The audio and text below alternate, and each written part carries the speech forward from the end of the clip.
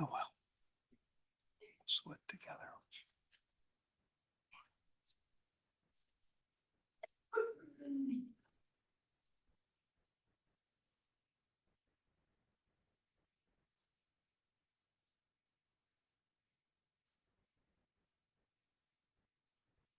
Good evening and welcome to the Middleton Common Council. Today is June 3rd and it is 7 o'clock. Working on the call to order of the regular Common Council meeting, working on roll call. Alder Schaefer, Here. Alder Madden, Here. Alder Kalish, Here. Mayor Kuhn, Here. Alder Nelson, Here. Alder Myers, Here. Alder Hanairo, Here. Alder Lorman, Here. Alder Crow. Here.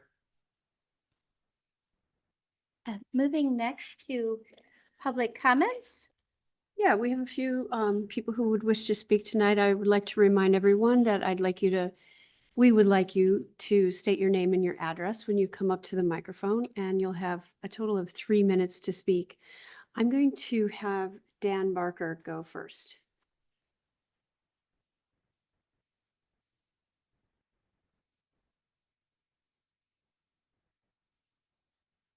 Thank you. My name is Dan Barker, 7426 Elmwood Avenue, just across the street. I wanted the council to consider replacing or enforcing that the Airport Commission only has pilots or those qualified in the aviation industry. This is what it sounds like from my house. This is from my ring phone.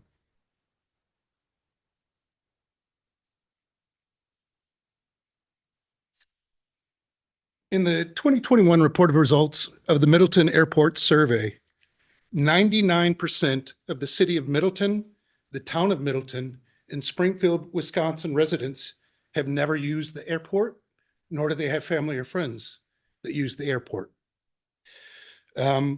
My concern is if we replace it all, and from my impression, a lot of them are airport and plane enthusiasts, and there's no representation from citizens, I'm going to continue to have these airplanes circle over my head. And not all airplanes are like that. And I've tried to work with the Airport Commission in the past, and in reviewing from 2023 to 2025, there's been 265 complaints. That's what has been reported. There's gaps in the reporting that I could find. So quite possibly there's more. For every one of those complaints, the city manager stated there are no violations of FAA regulations were apparent in the reports. From Middleton's FAC, who regulates aircraft activity and noise, it says the Middleton Airport has no jurisdiction over airport activity, flight procedures, or aircraft noise regulations.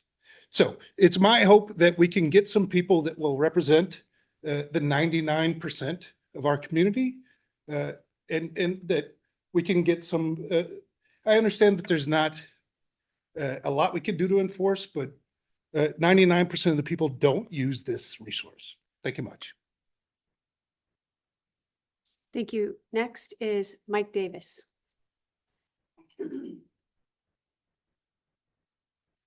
Mike Davis, 7413 Elmwood Avenue in Middleton. Mayor, council members, city staff, and members of the public. There are 3 pillars of the community that I'd like to recognize in my comments tonight. One of whom's not here, and I want to give you an update on Jim Wexler, who many of you know from his 27 years serving on the city council and working as a crossing guard and at the senior center in a part-time capacity. Jim has had recent complications due to surgery, and it is going to be a tough road ahead for his recovery. He's not in an emergency situation. He is improving each day, but it's been over 2 weeks since he went in for surgery. His brother started a GoFundMe page, which is on my Facebook page, if you would like to consider donating to the cause. And, Jim is a longtime, fantastic public servant and spirit in the community. And I just wanted to get that out there so that people were aware of the potential to help Jim. And then I want to move on to both Mark Opitz and Steve Wunsch. I am delighted that they will be joining me in retirement soon, or semi-retirement, whatever the case may be for both of them. They both have been outstanding public servants and employees of the city of Middleton. And in both cases, working with many jurisdictions, Mark with not only the city, but the state Department of Highways and in Dane County in an elected capacity, as well as city council member for Middleton before he joined the staff. And Steve, in his capacity, I believe as a captain in the Fitchburg Fire Department, unless they promoted you recently. Division chief, okay. I didn't read your proclamation yet. So, and really having been the founder of a professional EMS staff and service in Middleton, our emergency medical service is way above the norm. And it's in large part due to Steve's efforts to organize, cultivate a culture with the employees. And it's one of professional service and the kind of employees that you'd like to have your family members be. I guess that's one way of putting it. But, you know, he has cultivated that organization and it is top notch. And he has done so while also being very active in the Dane County public safety community in forging alliances. And that's another area that Mark and Steve both have in common, because Mark was instrumental in forging alliances with Dane County, with various conservation groups in our efforts to build trails, build connections on roads. In fact, you know, in both cases, these are guys who have helped to build a very strong fabric in our community. And the connections with trails, buses, planes, and really a successful local airport. It's not easy. It's been hard work over the years. There's been a lot of anxiety, a lot of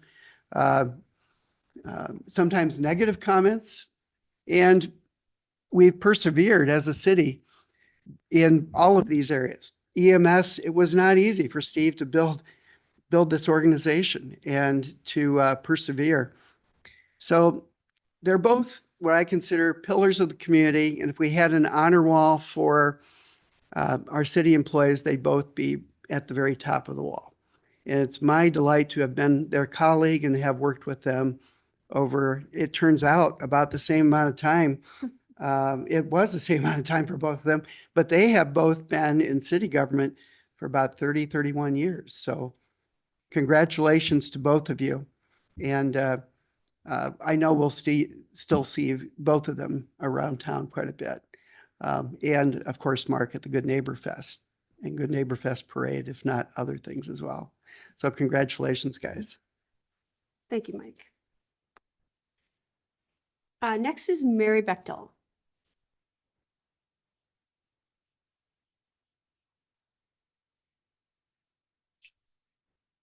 Hello, everyone. My name is Mary Bechtel. I live at 6912 North Avenue. Family commitments make it hard to regularly attend these meetings in person. However, I am an avid watcher of the Middleton Web YouTube page to catch up on council meetings and such. Even though I tried to stay up to date, I wasn't actually aware of what was being discussed with the Community Campus Project until a few weeks ago. I then watched the May 7th Committee of the Whole meeting and felt inclined to share my opinion with council members tonight. I'm in strong support of the library getting renovated to better serve patrons and meet community meeting space needs. And our family goes to the library weekly, if not twice weekly. I understand the wish for the senior center to also get a renovation. Our family utilizes that building for parks and rec programming. I would say on average once a month we go there. However, I'd like to share concerns about the timing, demand, and cost of this project. I would like the council to please consider the timing of this project within the wider federal and state political context. Specifically, I ask you to try and understand how people on fixed incomes and single income households or dependent on social services are dealing with economic uncertainty unique to this moment. Inflation hasn't gone away, and if anything, it feels like construction prices have gone up. I understand this community campus idea came up 6 years ago, but a lot has happened in 6 years. And as council members, I just wanted to ask, what is your personal appetite for asking more of Middleton taxpayers in this moment of economic concern? As council members, what volume of constituents per district are demanding that all new construction be completed, including a new city hall that so required the creation of option 7. Please consider the financial burden this big of a construction project puts on the average Middleton taxpayer and specifically homeowner, and please be upfront with the cost beyond the number attached to the referendum. There's a title slide in the agenda packet tonight that says financial implications and tax impact, but no information follows that slide. May I ask that those numbers be added to the packet and publicized each and every time this project is discussed? There are construction costs and then there are maintenance costs, utilities, cleaning staff, public safety personnel. I understand that it isn't just a number printed on the ballot, it's the continued support of these buildings that will ultimately materialize in our annual property taxes. In this moment, many people feel like we have no agency at the federal level when it comes to our tax dollars. And I recently attended a state budget listening session with Representative Jors and Senator Hesselbein that left me with an impression that the state level people feel the same. Those in attendance of this listening session, which was at the library, may also remember neighbors being upset with continuous proposed municipal referenda and high taxes. In sum, many people feel like we have little to no agency with our city, state, and federal tax dollars. So again, please be prepared to answer the question, why this project and why right now? During the May 7th Committee of the Whole meeting, I watched online as members regularly compared options 4 and 7 as similar. Respectfully, Mr. Ballweg seemed most keen on the idea of option 7, which didn't seem to pick up traction with the other committee members. Option 7 is the most expensive and it requires all new construction. I'm not a marketing professional, but retaining option 7 sure makes pursuing option 4 seem more reasonable. However, please be explicit with the estimated cost per household. What does it ask annually of taxpayers and specifically homeowners for maintenance costs beyond what is included with the rent referendum? Okay, I'll wrap it up. I just want to say that I support renovation of the library, and I believe residents of Middleton would also enjoy an updated library and senior center. But I would like to ask City Hall to consider the economic concerns of taxpayers in this specific moment and ask when will residents be given a break from municipal referenda? Thank you. Next up is Kevin Spittler.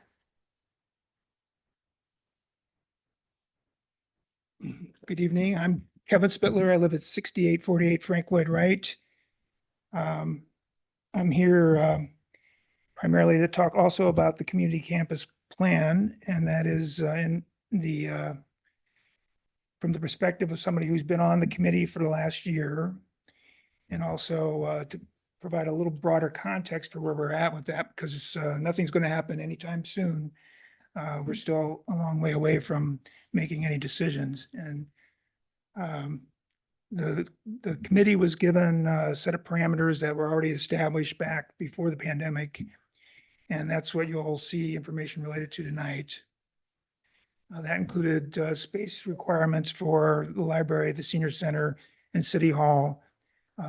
Middleton is expanding very rapidly, and we need facilities that meet our needs.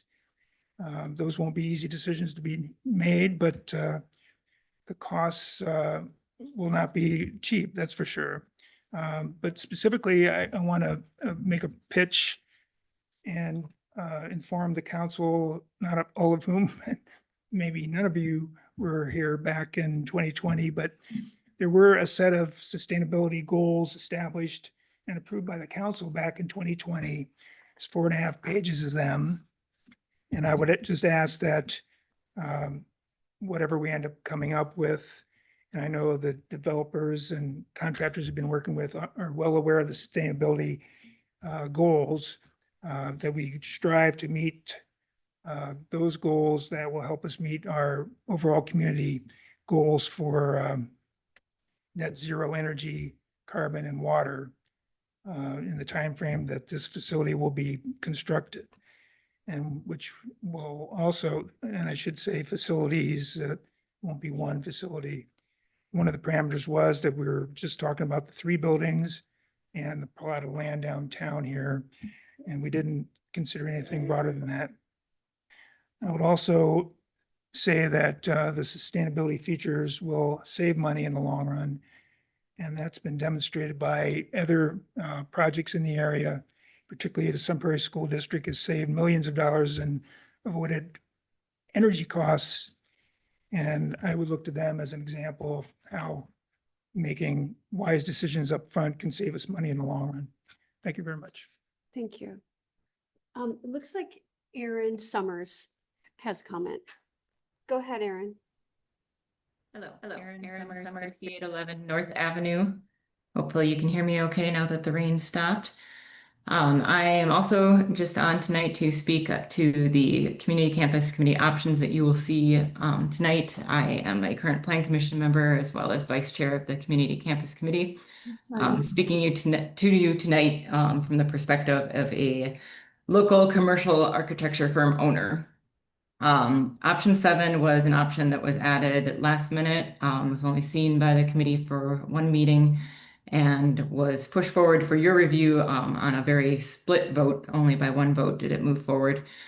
Making note that this is not only the highest option, but the parking counts are significantly decreased. So doing some quick math of current cost at $60,000 per space to add parking to meet options 4 and 6.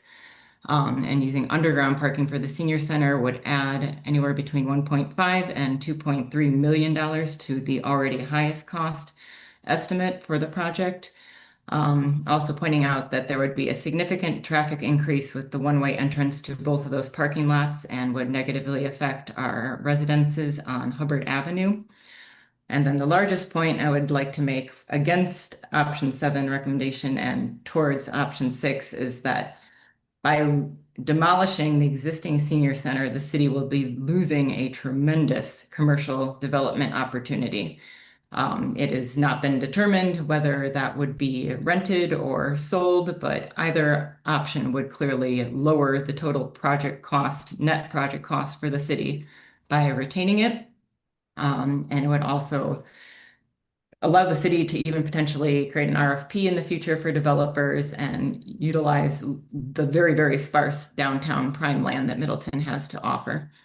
I also want to point out, as someone with 15 years of experience in the AEC field, it will allow your department programming needs for all 3 different centers to have a lot more flexibility by retaining that building in option 6. You will have construction delays in any one of these options. It's just a fact of commercial development, and having that extra space will allow you to continue to fulfill programming needs, meeting needs without interruption. Option 4 is still viable. It unfortunately loses that commercial development opportunity, not retaining the senior center, but is viable because it meets programming needs, and there are options to have it not go to referendum, which was one of the main reasons it is before you tonight, should you decide to take action. I've timed myself correctly. That's bringing me right up to 3 minutes, so thank you for your time. 10 seconds to spare, Aaron. That was good. Anyone else? Okay. Moving on to proclamations. Thank you. Thank you, Madam President. The first proclamation is the proclamation honoring City Planner and Zoning Administrator Mark Opitz's 26 years of distinguished service to the City of Middleton. Whereas on June 7th, 1999, Mark Opitz started his role with the City of Middleton as City Planner and Zoning Administrator. Mark had served since 1995 as an elected City Council member representing District 3.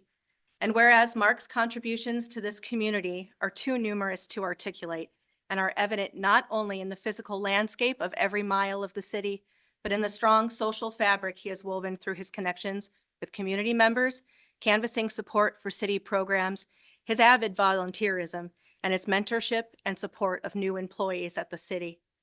And whereas early in his career, Mark served as the city's liaison for the design and reconstruction of Middleton's municipal airport, Maury Field, C-29, facilitating the build-out of the 2 hangar complexes while genociding critiques and planning for the airport's future. And whereas Mark also promoted the construction of Terrace Avenue and Discovery Drive to help overcome the barrier created by the Beltline and provide alternatives to crossing the Beltline at congested interchanges.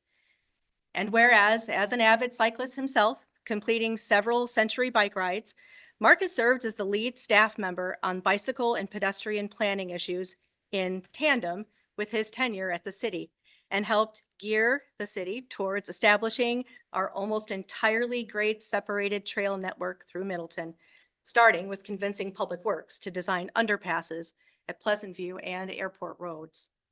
And whereas Mark led the effort to implement bike lanes along our north-south streets, which included giving Middleton's portion of Gammon Road a road diet, a novel and exemplary model for safer multimodal transportation, eating away at vehicular traffic. And whereas Mark has demonstrated a career-long commitment to compact urban form and walkability, creating agreements and managing reviews of dozens of infill development projects, including the Middleton Hills Town Center. And whereas Mark will retire from the city with his last day on Friday, June 6th, completing exactly 26 years and not a single day longer of dedicated public service to the city and its residents. And whereas Mark is leaving the Planning and Community Development Department in great shape after overhauling all of the primary ordinances it administers, totaling hundreds of changes, including an award-winning zoning ordinance update, a lighting and sign code update, all highly technical undertakings that involved balancing a range of stakeholder opinions.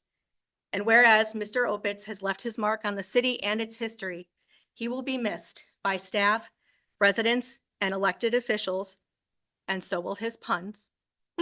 And now therefore I, Emily Kuhn, Mayor of the City of Middleton, Wisconsin, along with the Middleton Common Council, do hereby proclaim and honor Mark Opitz for his distinguished service to the City of Middleton. This proclamation was adopted at a regular meeting of the Middleton Common Council on the 3rd day of June, 2025. And I would like to move approval of this proclamation honoring Mark's many years of service to the city. Schaefer will second. Any comments? I would like to add one other thing, which is true for me, and I'm sure it's true for lots of other council members, both present and past. But Mark has always encouraged people to get involved. Well, he didn't convince me to run for council. He did plant the seed at one point. So I know that there are other people like that, not just on this council, but a lot. So he, again, mentoring staff, but he's also mentored the council over his years in service. So thank you for that, Mark. Alder Haniro and then Alder Lorman. I'm very fortunate to have Mark Opitz as a constituent and as a mentor on the Plan Commission and the Ped Bike and Transit Committee, which I serve on one and used to serve on the other. I wrote in my newsletter this past Sunday that Mark is a font of Middleton city government wisdom and institutional knowledge. And it's a good thing we don't have to think about replacing him because he's going to be around, I'm sure, in some way or another in city government. And I too will miss his puns, although whoever wrote that totaling resolution, I'm not sure that was an Opitz worthy pun, but Mark, we will miss you. I just want to thank Mark for getting me involved in the city of Middleton. Our relationship formally would go back about 6 years or so. And so Mark has been instrumental, I think, in a lot of ways. And it was he who encouraged me and gave me guidance to understand, what's involved. No regrets yet being here. And so it's very difficult to sum up, a big thank you on that. But I think people should know that people like Mark are instrumental in delivering a message about what Middleton's about, what the opportunities are for people within the city, and how a regular person like myself could get involved and make a difference. So thank you very much, Mark. Yeah. It's Mark's fault that I'm up here. It was all due to a garage that got me involved with the workings of the city. And Mark has been just such a nice person to go to when I have questions about how things work and how things should proceed. And I really will miss you in that sense, but I know I'm going to see you around at all of the events. I don't think Middleton has a more social butterfly So I'm not worried about not seeing you again, but thank you it is your fault. It really is. Thank you. Yeah, I just wanted to say, I've known Mark since before he was a council member and was a council member. But we were the owners of a new landmark house in Middleton and fighting the city at every turn and corner about what we couldn't do. And Mark was always there and very helpful. And so it's been a good 30 years, Mark. Congrats. All right, any other comments? Okay. All those in favor of approving the proclamation honoring Mark Opitz, please say aye. Aye. Any opposed? Motion passes unanimously.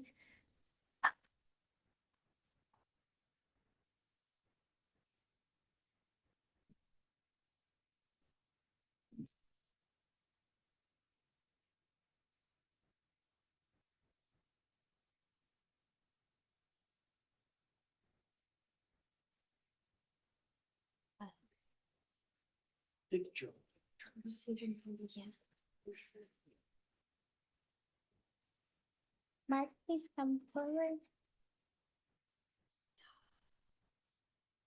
And just Have your wife come up, Mark. Have Lisa in the picture too. Yeah, get one of those.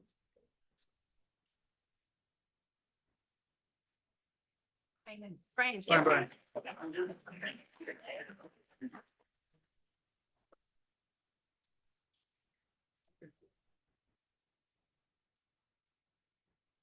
moving on, and thank you for that. Moving on to the proclamation honoring EMS Chief Stephen Wench's 31 years of distinguished service to the city of Middleton and declaring June 13th, 2025 as Chief Wench Day in the city of Middleton. I'm going to read this one. Whereas Steve Wench has served the city of Middleton as its emergency medical services chief, faithfully, honorably, selflessly providing an incredible depth of institutional knowledge, given his 47 years of emergency response experience. Beginning as a humble, youth-filled teenager on the Haven Volunteer Fire Department in 1978, his early love of emergency services are largely attributed to his father, Lloyd's, dedication to his local volunteer fire department. And whereas through Steve's skill, knowledge, experience, and diligence, Steve transitioned the city EMS department from a volunteer basic EMT organization service running 300 calls a year into a fully collaborative career department with 2 fully staffed paramedic units, serving its residents and visitors nearly 3,000 times a year.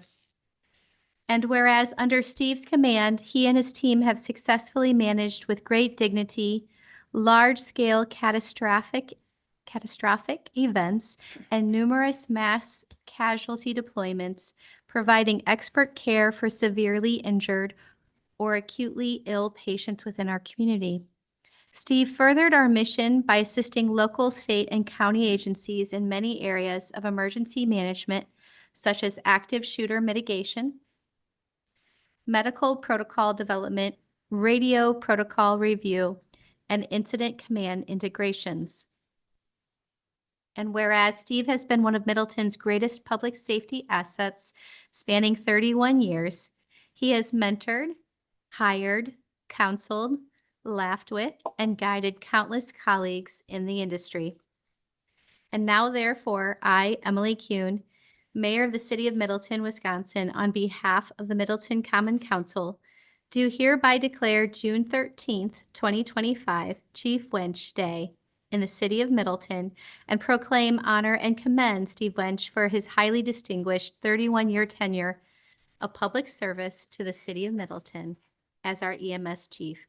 We extend our sincere thanks for Steve's dedicated and valuable service and wish him a long, healthy, and fulfilling retirement with wife Mary, his children, grandchildren, and the many friends he intends to traverse the country with in his giant Badger-themed Winnebago, aptly named Bucky.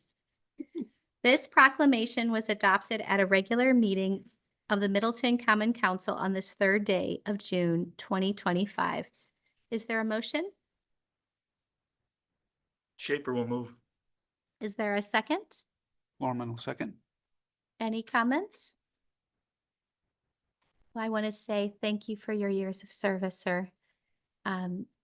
For those of you on council, I want you to know when I visited him at his office, there is always a lot of things to do, and he was multitasking that day. And, you know, in high school, I actually helped my mom fill out Medicaid forms for a doctor one of my days off because, you know, there was no tablets back then. So I felt for you because I could see the forms. They hadn't changed much.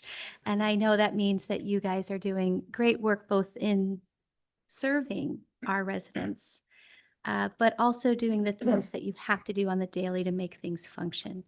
And I really appreciate that you brought an issue to the forefront. That working together, we reduced call volumes to a location based on another experience you had. And that example ended up resolving some other issues. And it's that kind of thought and work processes and working together that makes a difference, not only for our call volumes, but for our service and for the generations to come. So thank you for everything. With that, all those in favor of approving the proclamation, please say aye. Aye. Any opposed?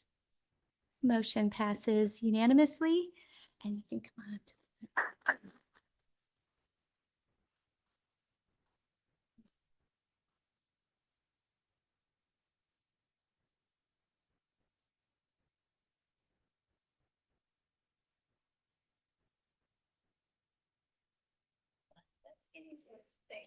I'm not that skinny.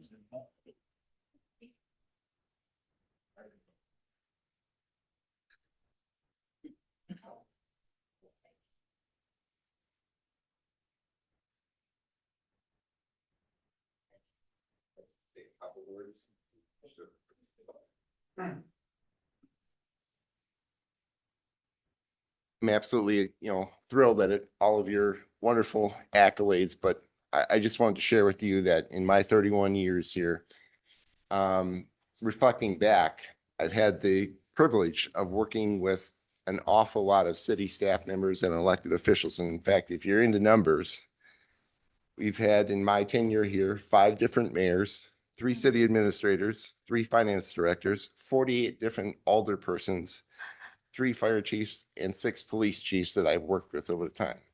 And what I can say is I'm grateful for the support and the resources that you've allowed our EMS agency to really use in order to better service to our community out there.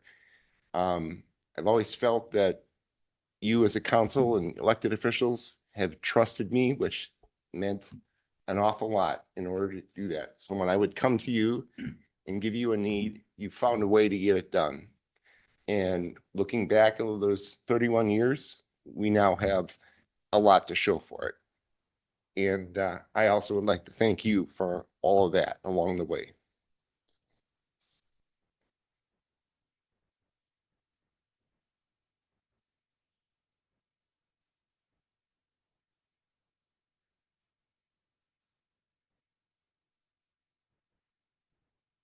That's a lot of good people he's worked with, and hopefully we can keep that spirit going forward.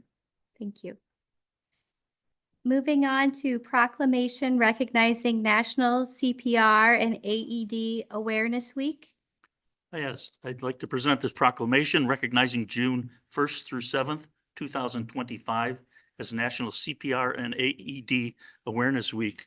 And just a sidebar, since I've done a lot of training this, you should know right outside the door is the AED machine, and everybody should know where it sits in any building you go into.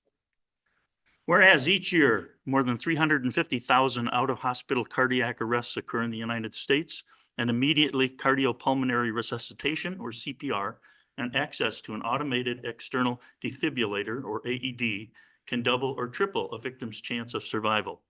And whereas National CPR and AED Awareness Week observed annually from June 1st through 7th, is dedicated to raising awareness of the importance of learning and administering CPR and the use of AEDs to save lives. And whereas sudden cardiac arrest can affect anyone regardless of age or health, and prompt intervention from bystanders equipped with CPR training and knowledge of AED use is critical in bridging the gap before emergency responders arrive. And whereas organizations such as the American Heart Association, American Red Cross, and the National Safety Council advocate for widespread CPR and AED training, ensuring that more individuals are prepared to act in life-threatening situations. And whereas the City of Middleton encourages all residences, businesses, schools, and community organizations to participate in CPR and AED training programs, promoting a safer and more prepared community. And whereas by taking action to increase CPR education and AED accessibility, the City of Middleton can contribute to the national effort to improve cardiac arrest survival rates and protect the well-being of its residents. Now therefore, Emily Kuhn, Mayor of the City of Middleton, Wisconsin, on behalf of the Middleton Common Council, hereby declares June 1 through 7, 2025 as National CPR and AED Awareness Week in Middleton. And I would like to move acceptance of the proclamation. Thank you. Is there a second? Madden will second. Any comments? Hearing none, all those in favor of approving the proclamation recognizing National CPR and AED Awareness, please say aye. Aye. Any opposed? Motion passes unanimously. Moving on to the proclamation declaring June 19th, 2025 as Juneteenth. Whereas Juneteenth commemorates the emancipation of enslaved African Americans in the United States, and whereas this historic day celebrates freedom, equality, and the ongoing journey towards justice for all, and whereas the City of Middleton recognizes the significance of Juneteenth in our nation's history and its importance in acknowledging the struggles and achievements of African Americans. And whereas we honor the resilience, strength, and contributions of the African American community to our city, state, and nation. And whereas it is fitting that we join together as a community to observe Juneteenth and reflect upon its meaning to promote understanding, healing, and unity among all people. Now therefore, I, Emily Kuhn, Mayor of Middleton, do hereby proclaim June 19th, 2025, and every subsequent June 19th as Juneteenth in the City of Middleton. I urge all residents to commemorate this day with reflection, education, and acts of service that promote equality and justice for all. This proclamation was adopted at a regular meeting of the Middleton Common Council on the 3rd day of June, 2025. Is there a motion? This is Alder Crowe. I'll make that motion. Myers will second. Any comments?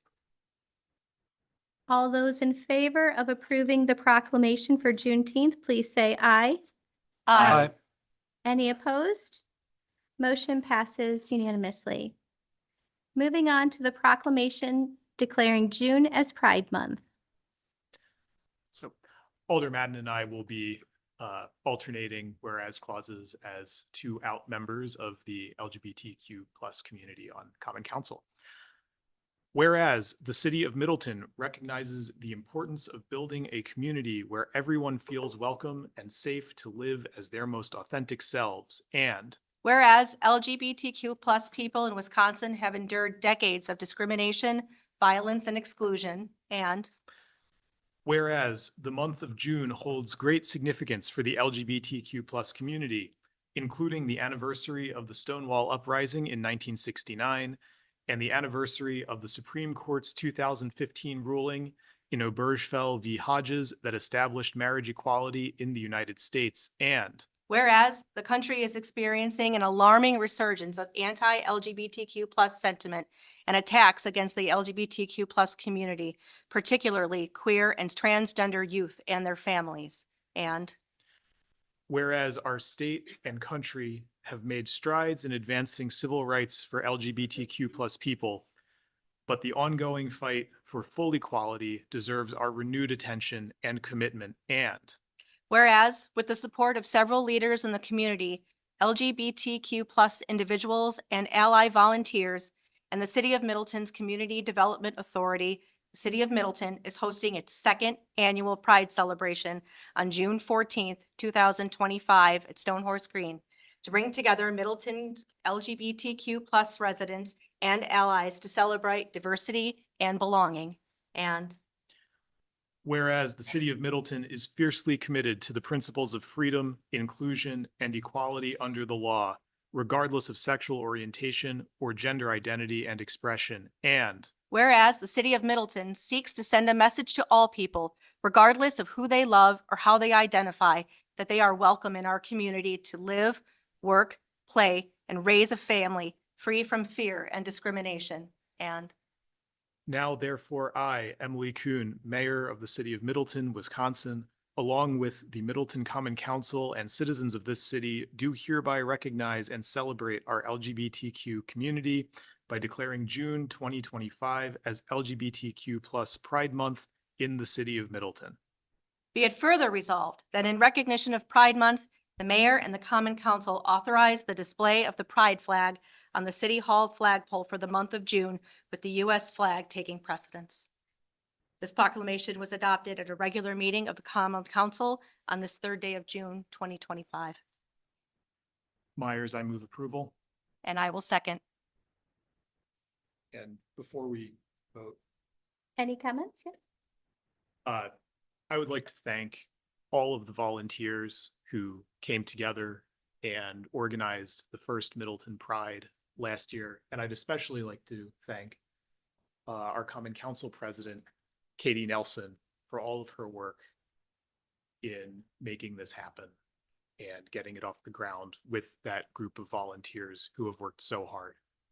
So thank you and happy Pride, everyone. Any other comments? I love it. It's good to have good energy. All those in favor of approving the proclamation declaring June as Pride Month, please say aye. Aye. Any opposed? Motion passes unanimously. And with that, I'm going to ask you guys to come to the front. I know that at least there's one friend in the audience, so come on up, come accept it. Monsieur Nick. Yeah.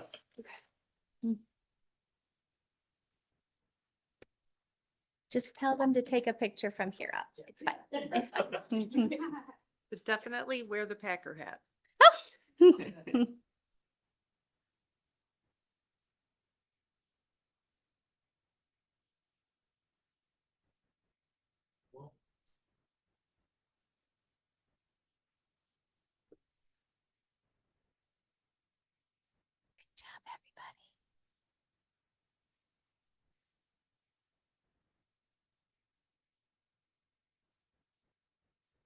Oh, did you give that? Yeah, yeah. You know, he can show it around and yeah, keep it on the wall.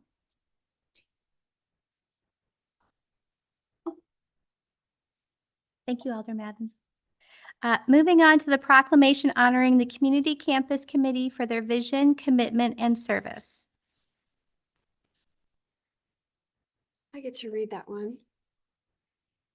Whereas in 2019, the City of Middleton began an ambitious journey to reimagine its downtown civic core by launching the Community Campus Plan, an initiative aimed at strengthening municipal services, enhancing community access, and ensuring that public spaces reflect both current and future needs.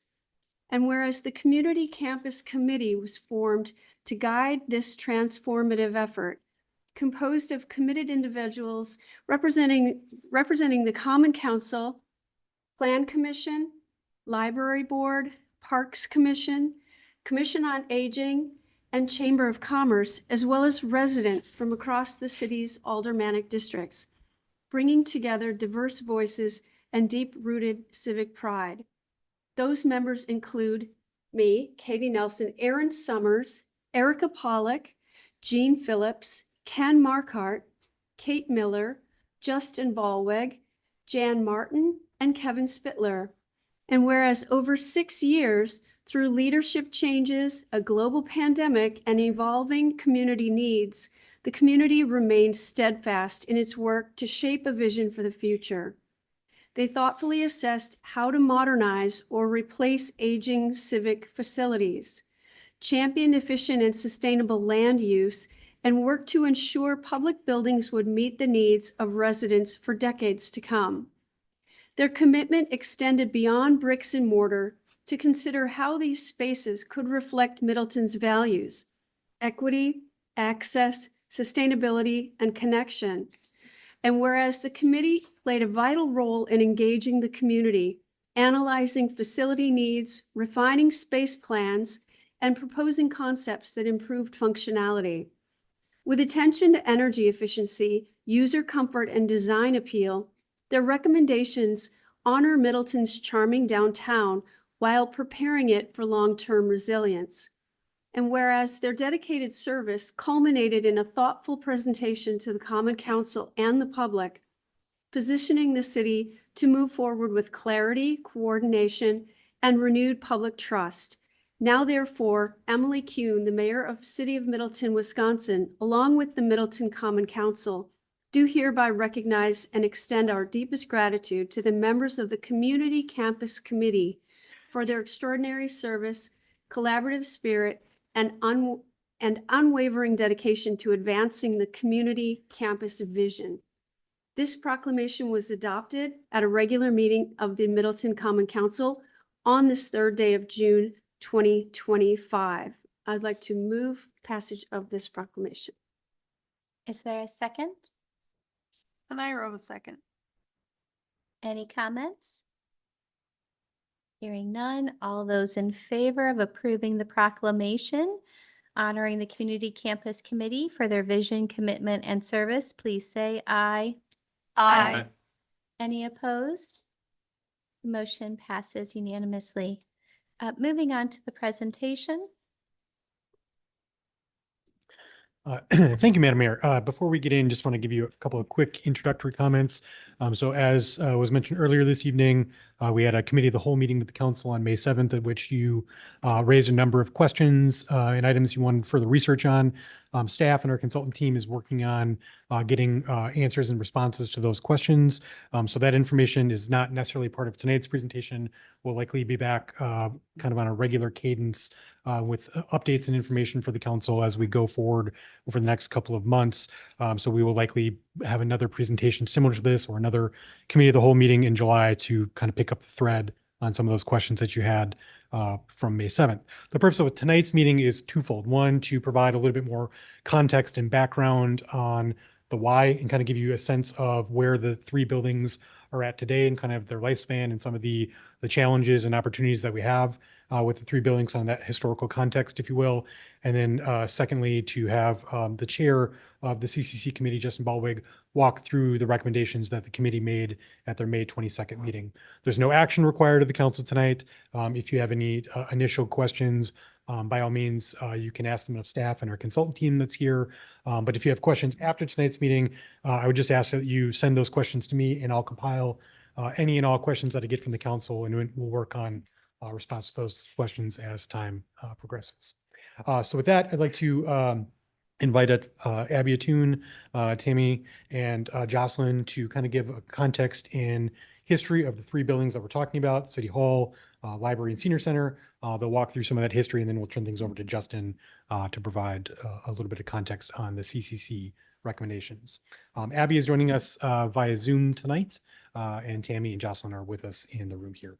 So let me just pull up the presentation and we'll get started. Okay. Thank you, Brian. Can everybody hear me okay? Yes. All right, good. So last year, the City Council allocated funding for our department to scan our disintegrating plan commission, or PC files, as we call them.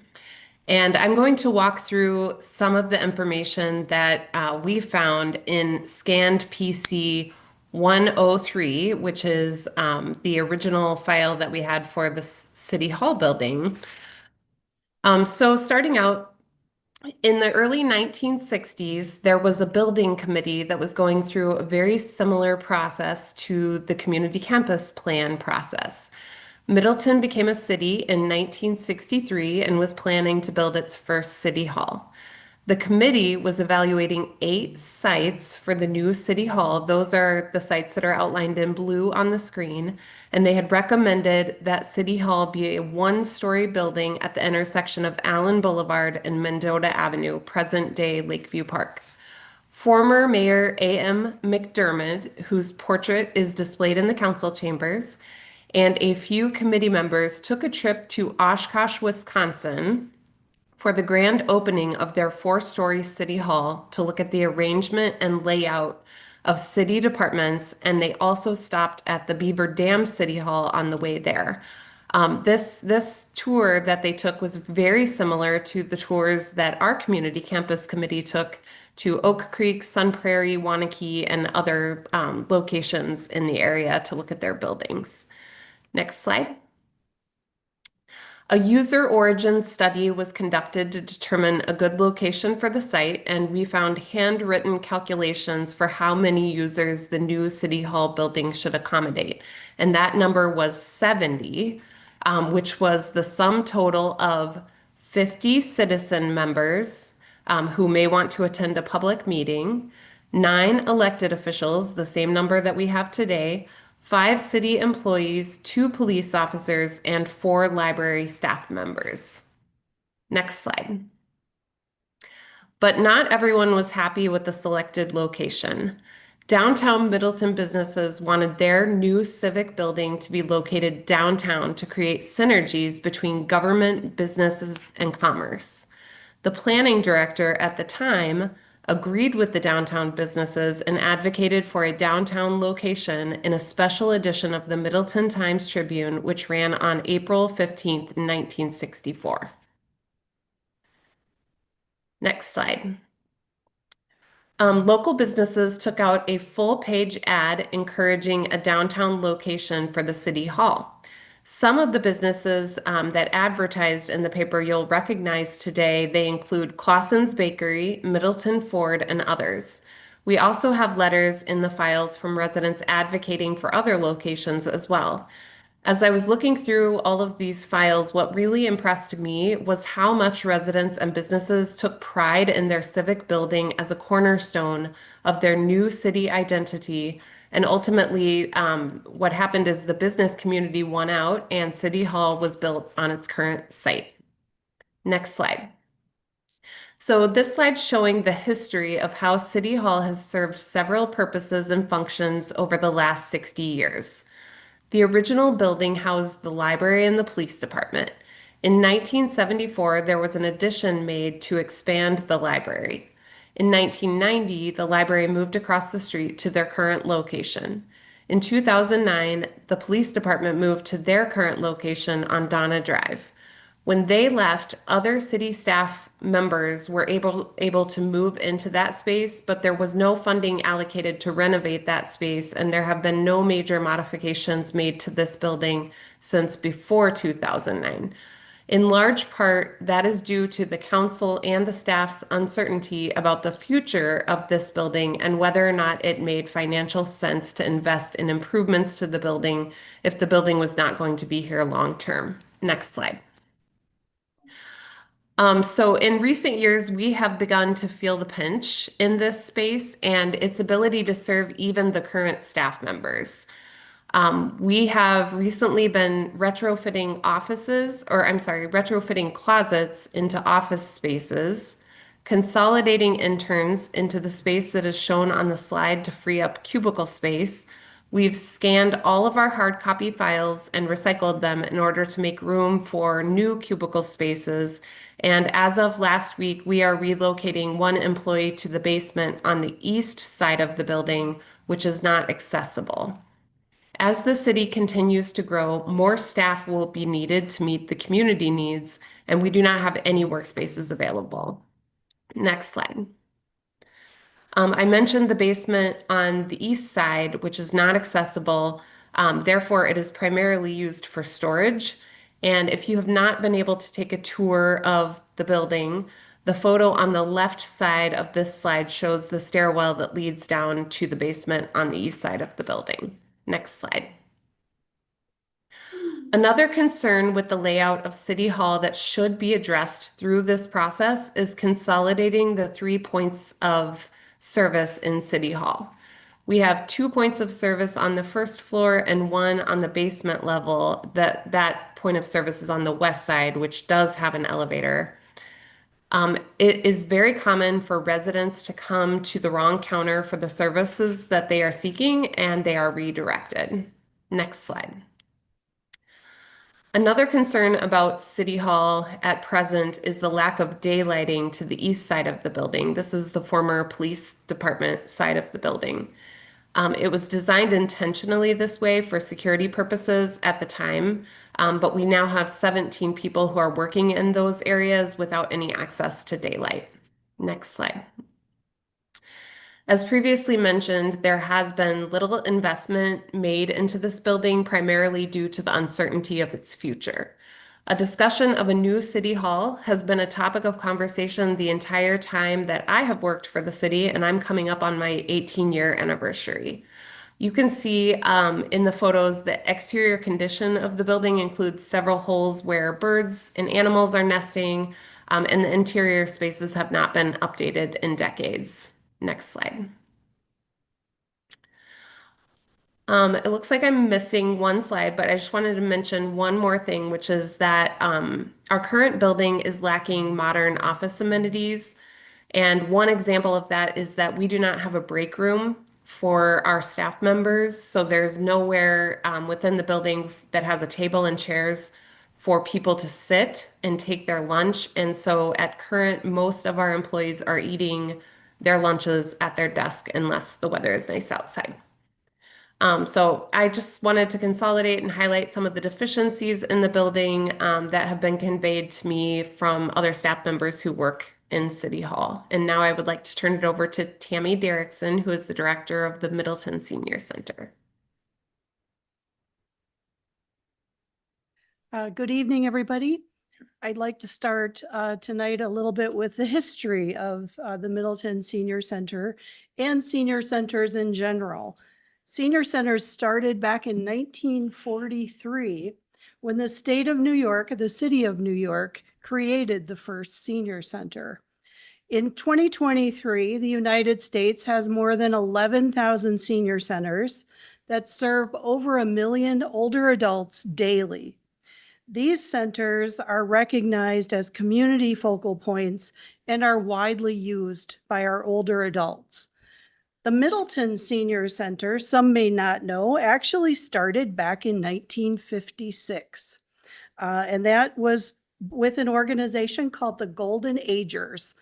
And that organization originally started meeting at St. Luke's and eventually came here to the Senior Center.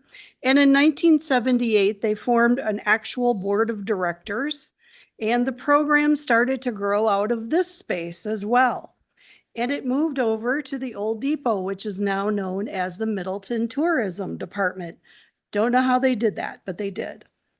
In 2000, that program continued to grow and it moved to our current location, which is the former site of the Bank of Middleton. Next slide. Couple of things I want to share with you that I think really tell the story and the story that's coming down the road. And that is by 2040, 1 in 5 Americans will be age 65 or over. And that's up from about 1 in 8 in 2000. And in 2034, the United States is expected to enter a demographic shift where adults age 65 outnumber children for the first time in the population.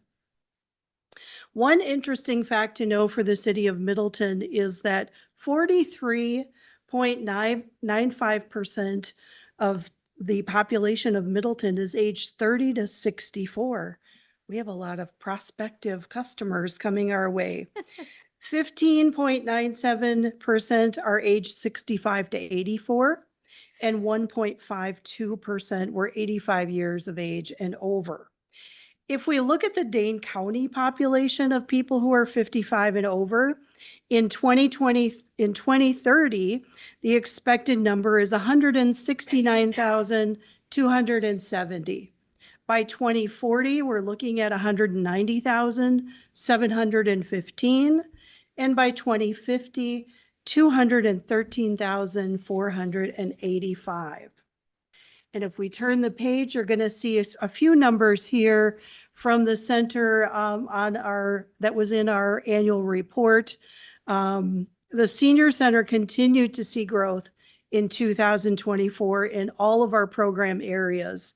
The top 5 areas of growth in 2024 have been assistance and resources, social events, fitness and exercise, education, health screenings.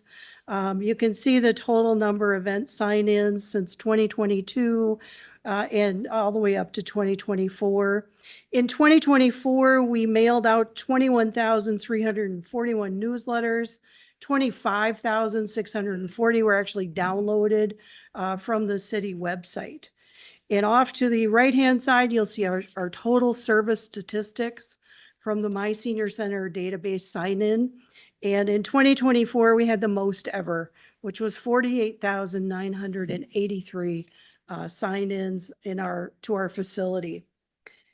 The very last page, I just want to point out some things that are unique to the senior center and things that are very important to our facility. And that is good ventilation systems for those with compromised immune systems, design considerations for those who have memory and cognitive issues, building safety and security considerations that include manageable entrances and exits.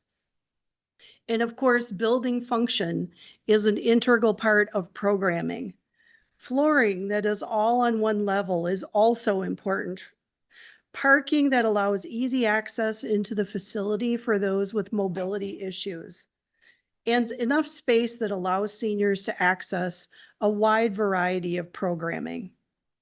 A strongly funded and updated facility adds to the quality and the lives of older adults, keeping them in their own homes longer and delaying chronic disease.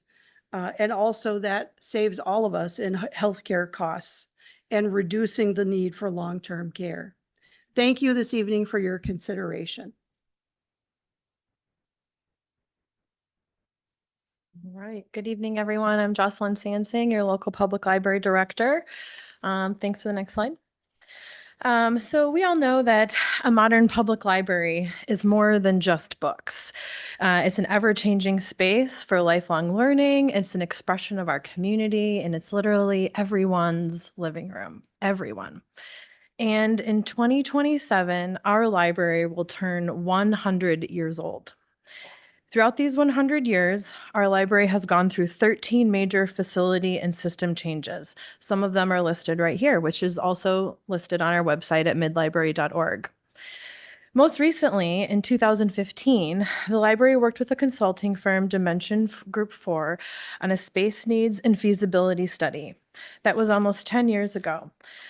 The study included public surveys, community input, listening sessions, and design workshops to gather current and future community needs and articulate the library's public design style preferences and discuss in-depth sustainability goals. Stakeholder groups and partners participated in an 8-month engagement series to imagine possibilities, and a presentation on the findings was made to Common Council in early 2016. These findings included the following major considerations. 1, the community wants the library to stay downtown and continue serving as an economic anchor and a place for civic engagement. 2, the library needs to be ADA accessible. With the current facility built in 1990, it just missed this requirement, along with a lot of other building materials that would have made implementing technology convenient. 3, the cost of a branch library is too high for our tax base.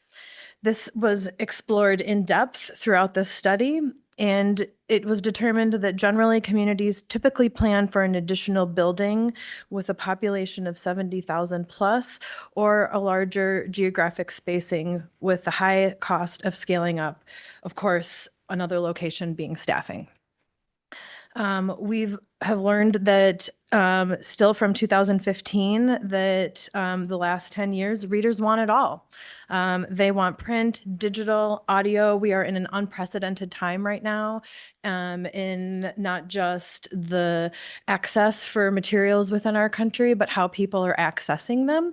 And people want everything. And then lastly, from that 2015 study, expansion is required to keep meeting the demand for library services. And the 2015 recommendation was to triple space from 32,000 square feet to 100,000 square feet. So in this blank space right here, for the last 10 years, we've been exercising our muscles of resiliency, experimenting, and prototyping with how can we get as much service and leverage out of our current facility as possible. You can go to the next slide. So we've added things like you would typically do in a business that you're scaling up. We added more sessions to programs to accommodate more people. We've created more opportunities for connection with staffing efficiencies and programming for all ages. We've adjusted operations based on how our demands are. And we've added a bookmobile to help support existing outreach efforts. So all of this was happening from about 2018 to 2020 through the Next Chapter project. This project really focused on making the most of the current building, doing simple things like rearranging the stacks, observing how people were using the building and adjusting our traffic flow to such, minimizing our points of service to maximize our staffing structure. And there's things that we're still continuing to be challenges, like AMH, which stands for Automated Materials Handling. This is our workhorse. It represents 2.5 FTE in our budget and as well as our staffing structure. And you've seen it listed in as a sorter for a capital budget request. We've still have staff separated in between the two floors and within spaces. So this is very challenging for efficiency workflows. And we also have shrinking collections as we're trying to balance the need for the people space and the programming and all of the stuff that everybody wants. And of course, right now, the building is not ADA acceptable, compliant, nor are we in compliance with the Pump Act. Next slide. We also learned that through the pandemic that we really can't underestimate the importance of reservable spaces and places to sit in a public building for all ages, for everyone. So in 2019, we joined forces, the library joined forces with City Hall and the Senior Center to form the Community Campus Planning Team. All of the data from 2015 was updated, and then we updated all of that data again in 2024. Through this process. The study rooms and reservable spaces, as you can see here, are still one of the things that are really standing out. We're also seeing a huge uptick in our outreach services, which will be now supported by the bookmobile. The bookmobile will not necessarily run on a scheduled route with specific scheduled stops. It will be supporting all of the things that we're already doing, and with additional staffing and resources, then we would be able to scale up to that type of bookmobile service. Next slide. Our physical collection is one of the major things that Middleton is lagging behind on. The demand for digital materials and print materials remains very high, but we also are seeing our demand for borrowing other materials from other South Central libraries really high. So if you're ever at the library and you see those red bins behind the windows, those are materials that are coming in twice a day on delivery to the loading dock from other South Central Library System libraries. We want to be about awash with how many books we lend and how many books we're borrowing at the same time, because this does impact our Dane County formula. And it also impacts our workflow, because if we're bringing in more items, and that means that then we have to adjust our staffing to accommodate that extra workload. Whereas if we had those materials in our building, that would look a lot different in terms of operations. So luckily, we are part of a wonderful library system that includes 7 counties. Go to the next slide. Includes 7 counties and over 50 libraries. We are not keeping up with the neighboring communities. Sun Prairie is looking at an expansion right now that will total 60,000 square feet with 13,000 dedicated to kids. We have just barely 2,400 square feet dedicated to kids of all ages 0 to 18. This is one of the major deficits in terms of our space. We've had several council members take us up on the opportunity for what I love to refer to as the guts and glory tour of the library, where we also had a chance to ask questions, shoot some ideas by each other. And if you've got any other further questions, please hand them over to Brian. We've got one more slide here that just reiterates the major 3 deficiencies in all 3 of our buildings. The MEP analysis outlined this in detail with our mechanical, electrical, and plumbing. The CIVMIC ADA audit, of course, found that all 3 buildings are lacking in requirements and compliance. And of course, then we have our adopted sustainability goals, some of which were adopted after the 2015 feasibility study that the library originally did. Hopefully this answers some of your questions, and if you've got any others, please pass them along to Brian, and then we'll invite Justin up for the final piece. Thank you.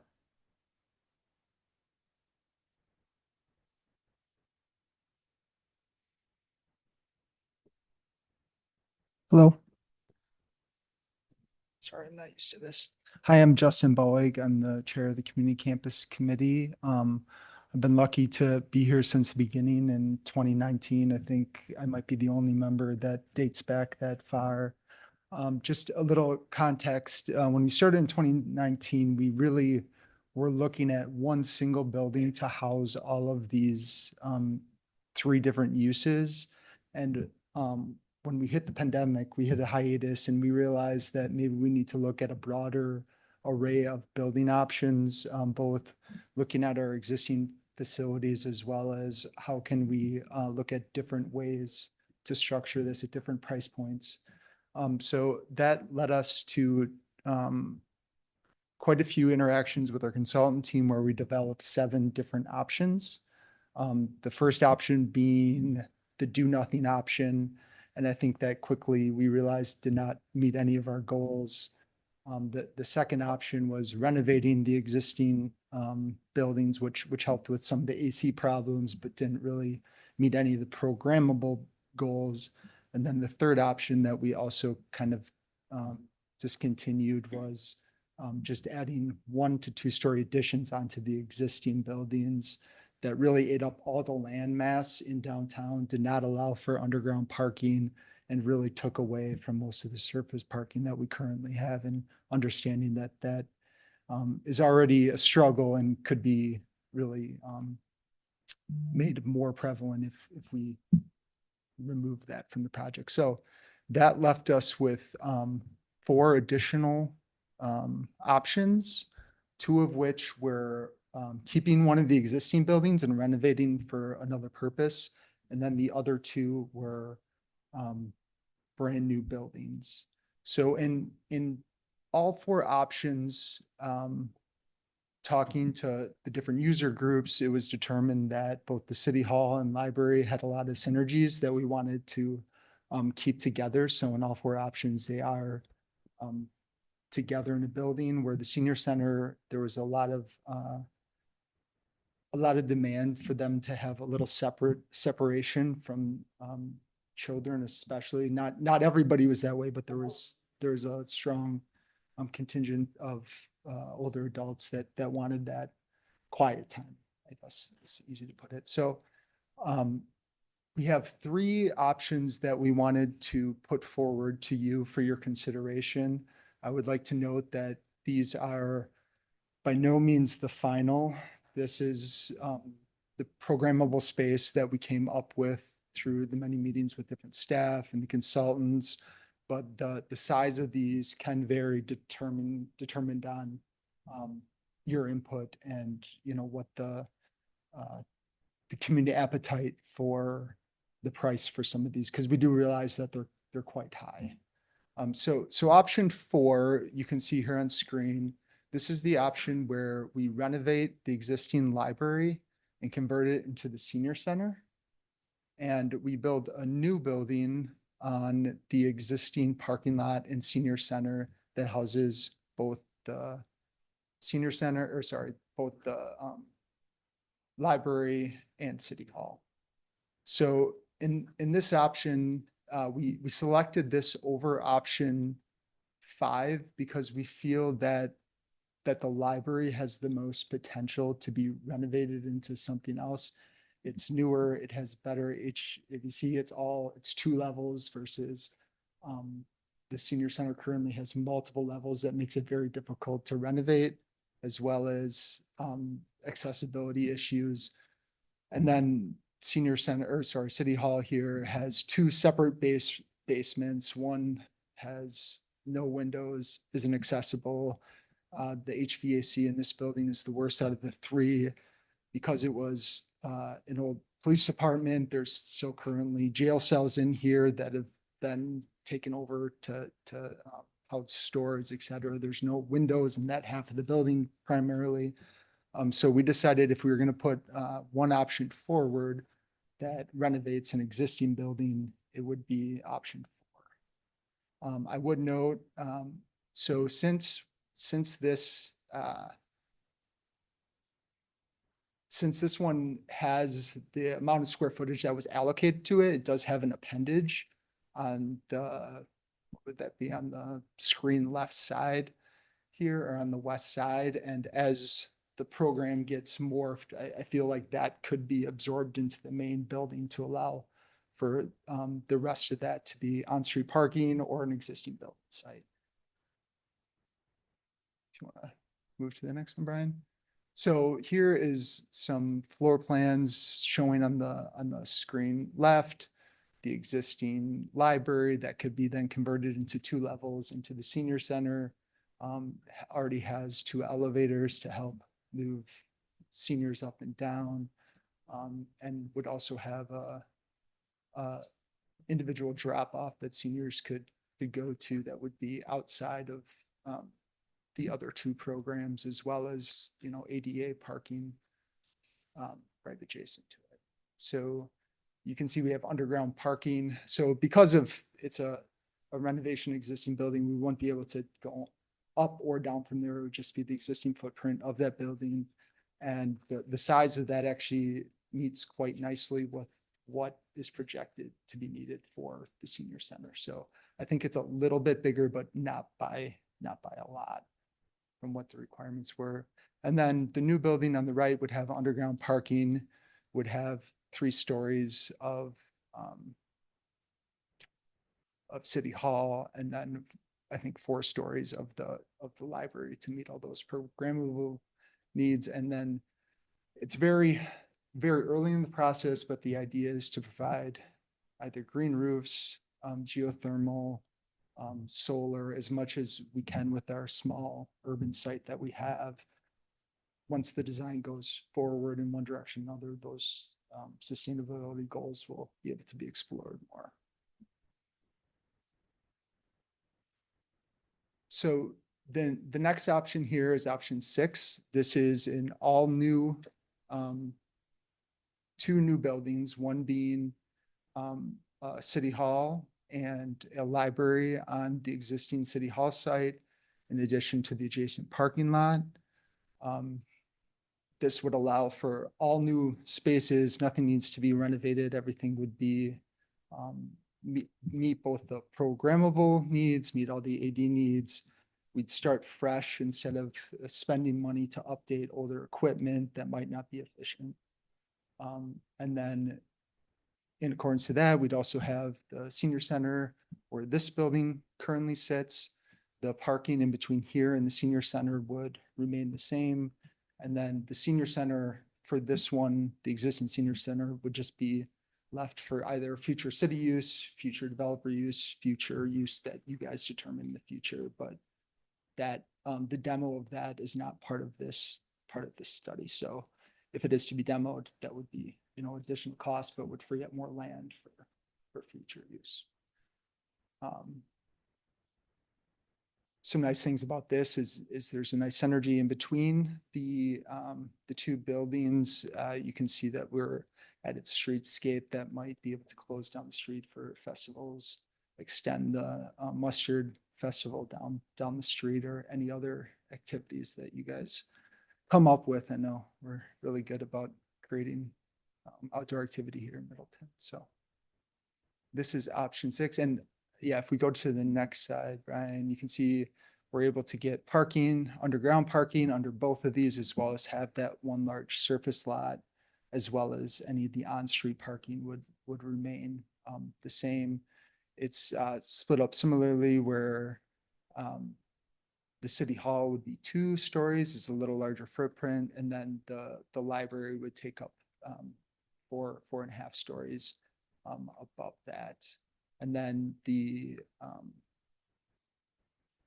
senior center, I think, is a 2.5 or 2 and a little bit story building. Once again, as we adjust, look at the size of these things, these forms can morph, but this is about what we're looking at when we're looking at the program. And then option 7 is similar to option 4 in that the main building, you can see it looks almost identical. I would once again reiterate that appendage, that 1-2-story appendage, could be probably absorbed into the larger mass, giving us more parking, as well as, since we're removing the senior center at this time, this entire thing could be underground parking. Both sites, both in the north and the south side, could be underground parking to accommodate that as well. And then the senior center would be moved to the south end where the existing parking lot is. Both of these 2 different options have pretty good, everybody only has to move once, like nobody's moving multiple times in order to facilitate these. One nice thing about this option is that it does push the buildings towards the rest of the downtown, kind of making that streetscape, building that wall, and then pushes the parking to the perimeter of the downtown, giving a little buffer between the adjacent residents and the rest of downtown. And I think, okay, I don't think there was plans for that. So, but they're very similar. The building masses for this one are kind of a hybrid between the building masses that you saw in the previous 2 options. So with that, I think we're opening up to questions. Is that right, Brian? Yeah, if there's any initial questions, we can take them now. But again, as I said, if there are other more detailed questions, feel free to send them my way, and we'll compile that list of questions and work on getting responses back to the council. Alder Schaefer. Yeah, simple question back on Plan 6. Mhm. I'm concerned about that one because the massing keeps moving towards the houses. Had there ever been a thought to take Plan 6, but take what was where the old city building was and put it in fact on the parking lot, turn this into a parking lot? I think, It sounds like you're asking if we can just flip flop it to give them a little The pink space. building, if the pink building had flip flopped over to move it away from the housing where it's smashing in, it would be the same building, same amount of space, same amount of parking, just relocated. I wonder if that ever came up as an option. right. I think we're trying to differentiate between our options. And I think that is something to look at. I think by doing that, I'm gonna pause you for a minute. Yes. Because you're on a track and I don't mean to interrupt. No However, worries. this is his district and I'm sure you know that. But it's always important to hear from the alder of that district because they might have an insight. So maybe we'll look into that. Yeah, no, we can look into that. I like that. Yeah. I mean, I prefer option 4. I think does the best job of massing away from housing. And I think that was your initial preferred plan. That this one was sort of like your second. Thank you for that input. And I'm apologizing for interrupting you. Oh, no worries. Thank you, Mayor. I think we kind of did talk about that in the committee. And one of the points that I think was brought up was that if you have the building there, the residents and the housing at least get to look at the landscaping of the building and not just cars. So Also a fair point. Maybe something to ponder through. Yeah, Something to think about if. yeah, if just that- something to think about as an Mhm. option that it didn't. Absolutely. Just wondered if that. Yeah, and if you did move the building to where the parking was in that, then I think it separates that into three separate units.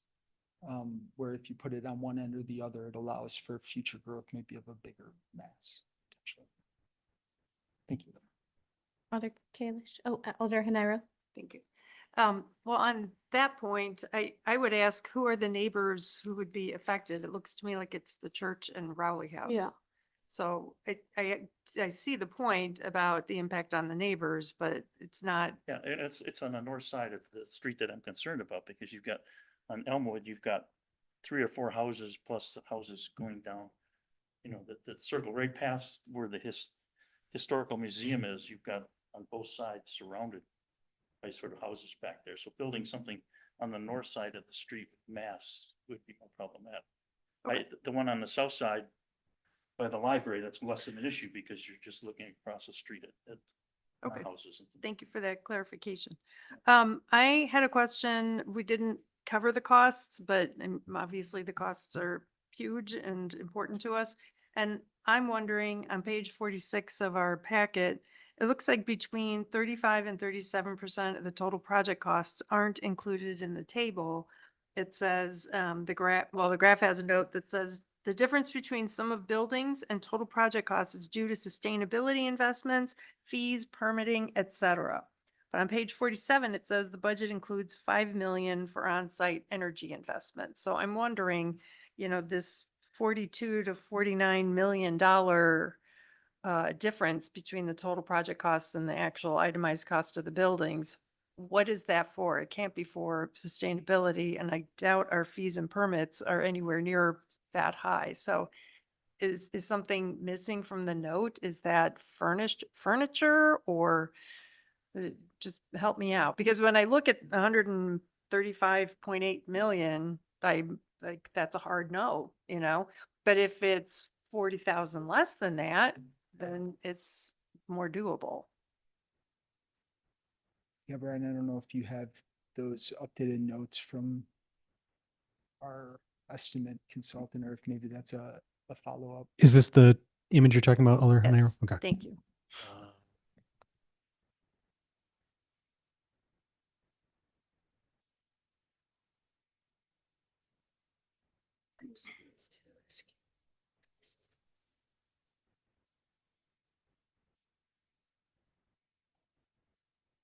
Randy, if you want to speak Yeah, to that. would you like me to Yeah, speak to that? I certainly can. Andy Yes. Lyons with Epstein Please do. Architects. The bottom line number that you see in the presentation for options 4, 6, and 7 are the all-in cost. That includes all construction related costs, the sustainability $5 million kind of base budget number, fees, design, CM related fees, permitting, fixtures, furniture, equipment. It is the full project cost. Okay, I appreciate that clarification, and I would ask that any materials that are prepared for sharing with the public, rephrase the note on the page that Brian was just showing, because it really does, if you only saw that, you would think we got to get rid of the sustainability investments because they're adding $40 million to the project. So I think it needs to be more comprehensive, the explanation of what that delta is between what we can add up ourselves and what the total project costs are. Certainly. Okay. So, thank you. Noted. Thank you. Alder Kalish.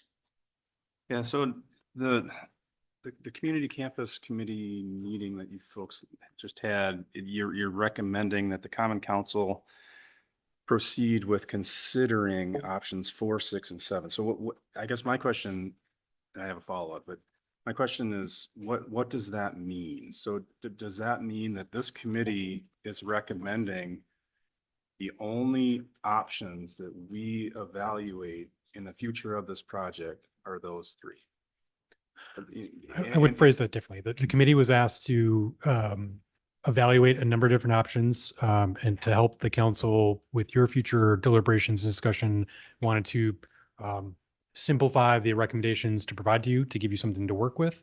So they opted to move forward 3 options for you to consider. That does not mean that there aren't other additional options that are not shown here, or options that they are not recommending, the committee is not recommending, that you don't go back to. It's just to give the council something to react to. Understood. Okay, yeah, and so my follow-up is that, yeah, I know we're not, there's no action or whatever, but and I worked in public service for 25 years, so I participate, I develop, I facilitate, I lead public processes every day. And I mean, the way it reads is that we're, the committee is recommending that we only look at these 3 options. One concern with that is that in almost every public decision-making process at the federal and state and local level, you always consider the no action alternative. It's considered until a final decision is made for a variety of reasons. One is it provides context. Like all the slides we just saw, that's the no action alternative. So it's always in play, and it provides a very thorough analysis of all the options. So you typically don't get rid of that one. You always consider that. And then, these are just comments for consideration. But the other thought I have is that I think you folks actively engaged the community in listening sessions in 2019.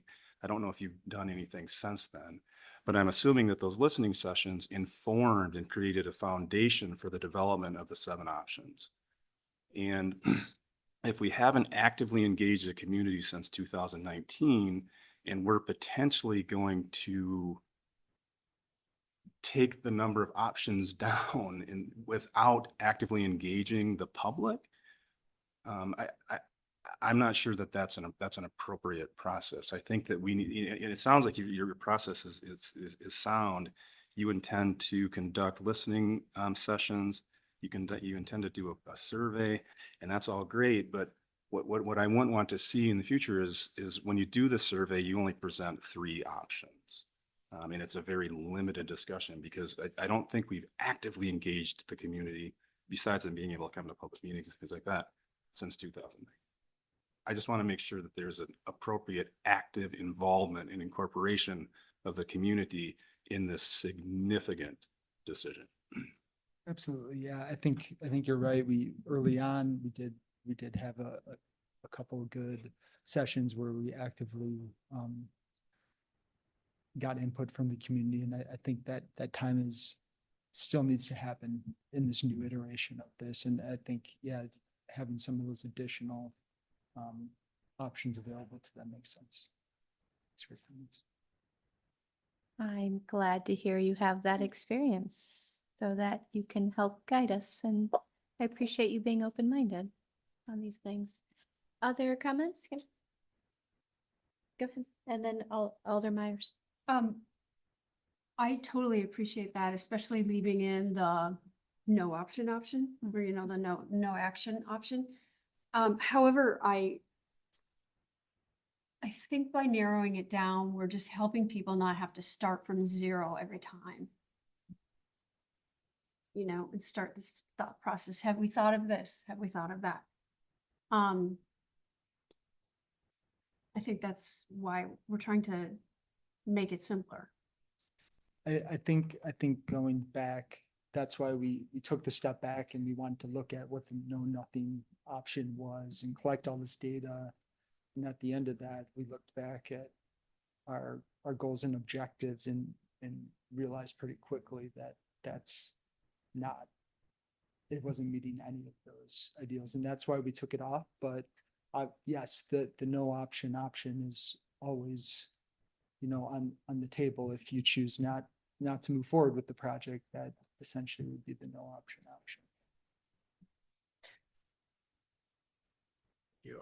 So first, I just want to flag a concern about putting City Hall and the library in the same space.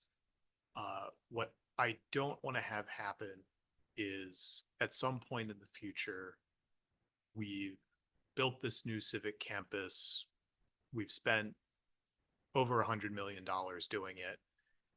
And in 30 years, we are looking at a city hall building that has outlived its useful space life. And so at that point, our options look like we would be either cannibalizing part of the library or gearing up to do this all again after we've just finished paying off the bonds for this project. That either one of those options feels like it would be completely unacceptable to everyone here. And I don't think that any of our future successors in 30 or 35 years, if City Hall were to run into space needs, would be thrilled with that. Sorry, I was just oh, commenting, I'll be 78. I think Okay. Katie was asking me where I'd be in 30 years, so Yeah. my apologies. Well, hopefully we'll all still be here. But although perhaps not on council. But my other comment that I wanted to make was that I had it written. I'll come back to it. I'm sorry I cut you off. I didn't Oh, mean to. yeah, you, I will say, just in the interests of full disclosure, I've heard from a number of constituents about this. I haven't heard a single one of them voice support for any of the options we're considering here today. They've all acknowledged that the city hall needs a bigger space. They've all acknowledged the senior center needs a bigger space. None of them have supported spending this much money for a new civic campus. And I do want to put that forward for your consideration. And my last I guess comment would be, whatever we end up doing, I once again view selling the land underneath the senior center or the building along with the land as a way to defray costs as incredibly short-sighted and a permanent loss of a valuable city asset that we may one day need in the future. And I'd hope that my colleagues would consider not selling that lot. Thank you for that. Alder Lorman? Yeah, I just also reaching out to people that I know in the area and talk to them also about this, and also just, listening to the proceedings and catching up on the minutes. I echo Alder Kalish's view completely. You can't do all this work and say, nope, you only get to look at X amount of options. When a study is conducted and the information is gathered, all that information has to be made available all the time to the elected officials, because a no option is an option. Absolutely. We don't know what the future is. And also, exactly as Alder Myers stated, giving up city property is not an option. So you're not hearing anybody say, no, we're not supporting future development of a community campus. It's just that don't limit yourself by limiting the options we get to see and evaluate. Because remember, it's our job is to be the voice of our constituents and those who approach us and those who come to us.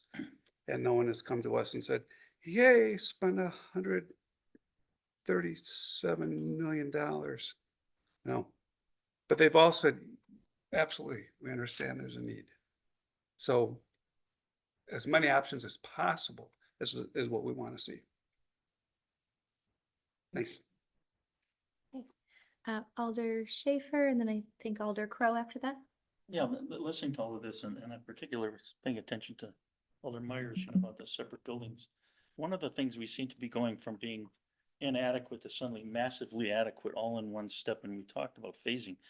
But when I started thinking about option 7 with new buildings, what would stop one from, say, building part of the building it so that it later becomes addable to, instead of building 4 stories, build 2 stories, which gets better than what we have, and it's built in such a way that in 10 years or 15 years, you could add another couple stories on top of it, and setting that up with all the buildings. So you don't stage them in terms of who goes and who doesn't, but how much does each go, that part of it, and is there a way we could cut that cost, say, in half?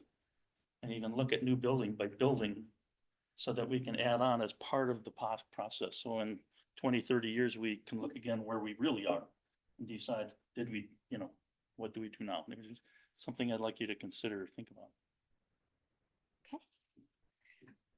about.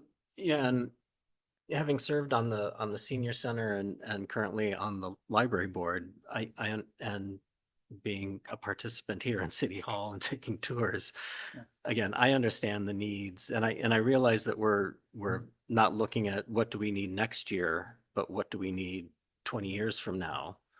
I also think it's our responsibility as council members not only to listen to our constituents, but also present to them why we think one of these options is good. Ultimately, we're going to have to make that choice as a council. It may not be a unanimous decision, but I think if we're hearing now that people understand the needs, then we've got to say to our constituents, well, how are we going to meet those needs? I don't mind disagreeing with my constituents at times if I have to. But I need to have a good reason behind that as to why I can tell them, yeah, the library is packed right now. Yeah, the senior center is packed right now. Look at the demographics of this county and look how busy both are going to be in 10 years from now. Do you want it crowded? Do you want us to cut back on staff? Do you want us to cut that back on space? Do you want us not to do certain things? I'm guessing most constituents will say, no, I love the library. I love the senior center. My mom goes to the senior center. I wish the Parks and Rec department had more space for classes, better access to the buildings so I can go in and register. I think we need to make that clear to our constituents, and that's part of our job as alder people. It's not just to listen to them, but to listen to them and engage with them and tell them what the needs are in the city and what the needs will be in 20 years from now. We won't convince all of them. Some will, if we do a referendum, a number of people will vote against it based on how much it costs. But I think it's something that we need to remember when we're talking with constituents.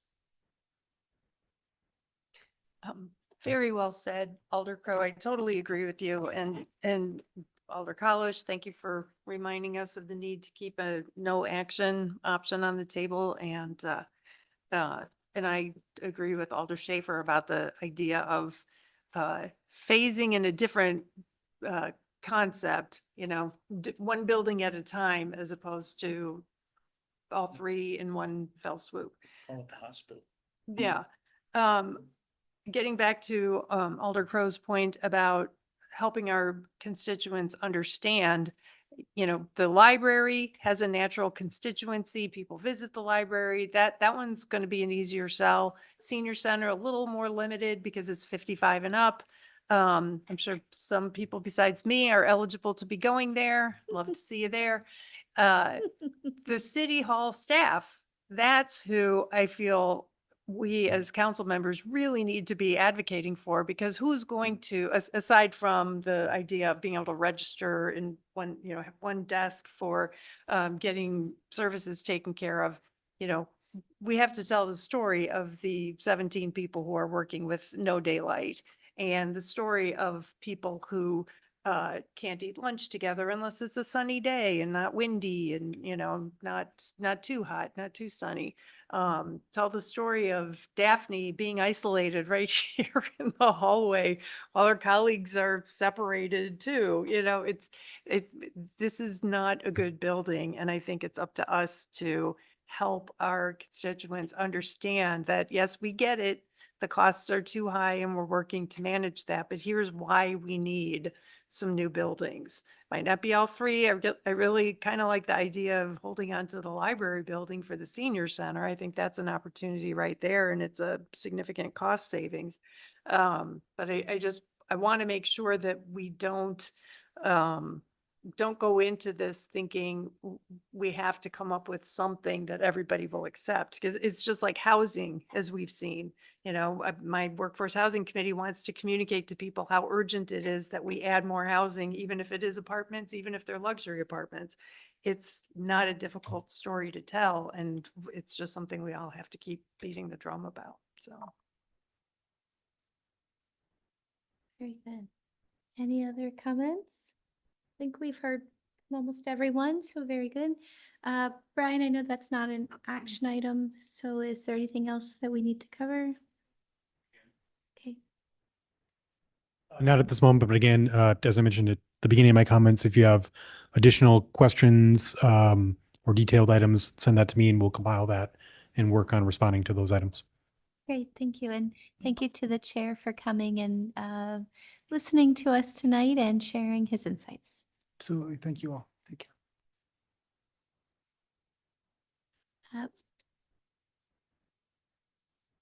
Moving on to the consent agenda, is there a motion? Sure. I would like us to remove item 5. Otherwise, the motion would be to accept items 1 through 4 for a consent agenda. Okay. Sorry, That's just not the right well, one. clarification. It was item number wait, 3. It's item 3. Thank you. 3. Oh my God, thank you. I really did mean item number 3. Thank you.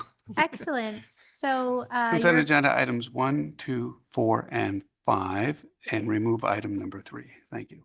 and is there a second? This is Nairo. I'll second.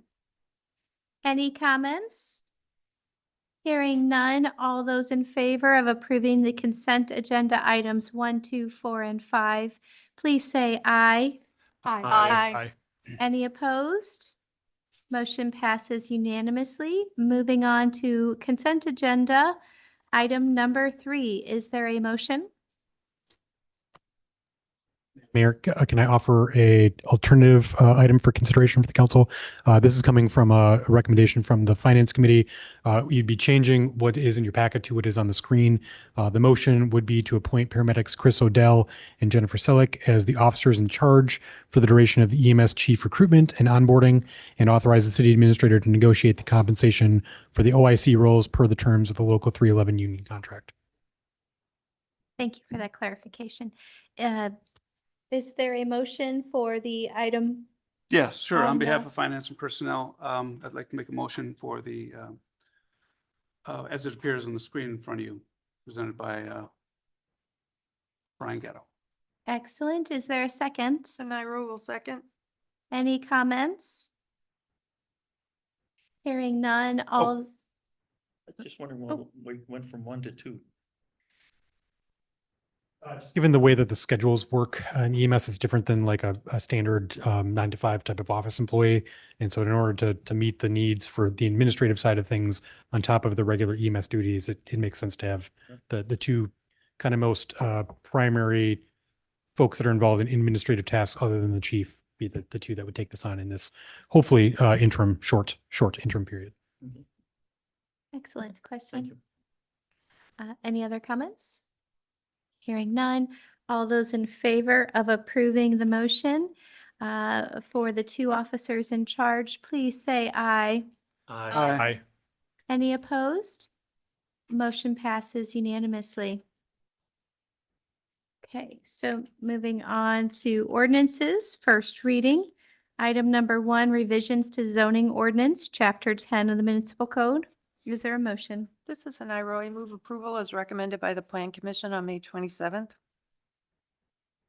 Thank you. Is there a second? Schaefer will second. Any comments?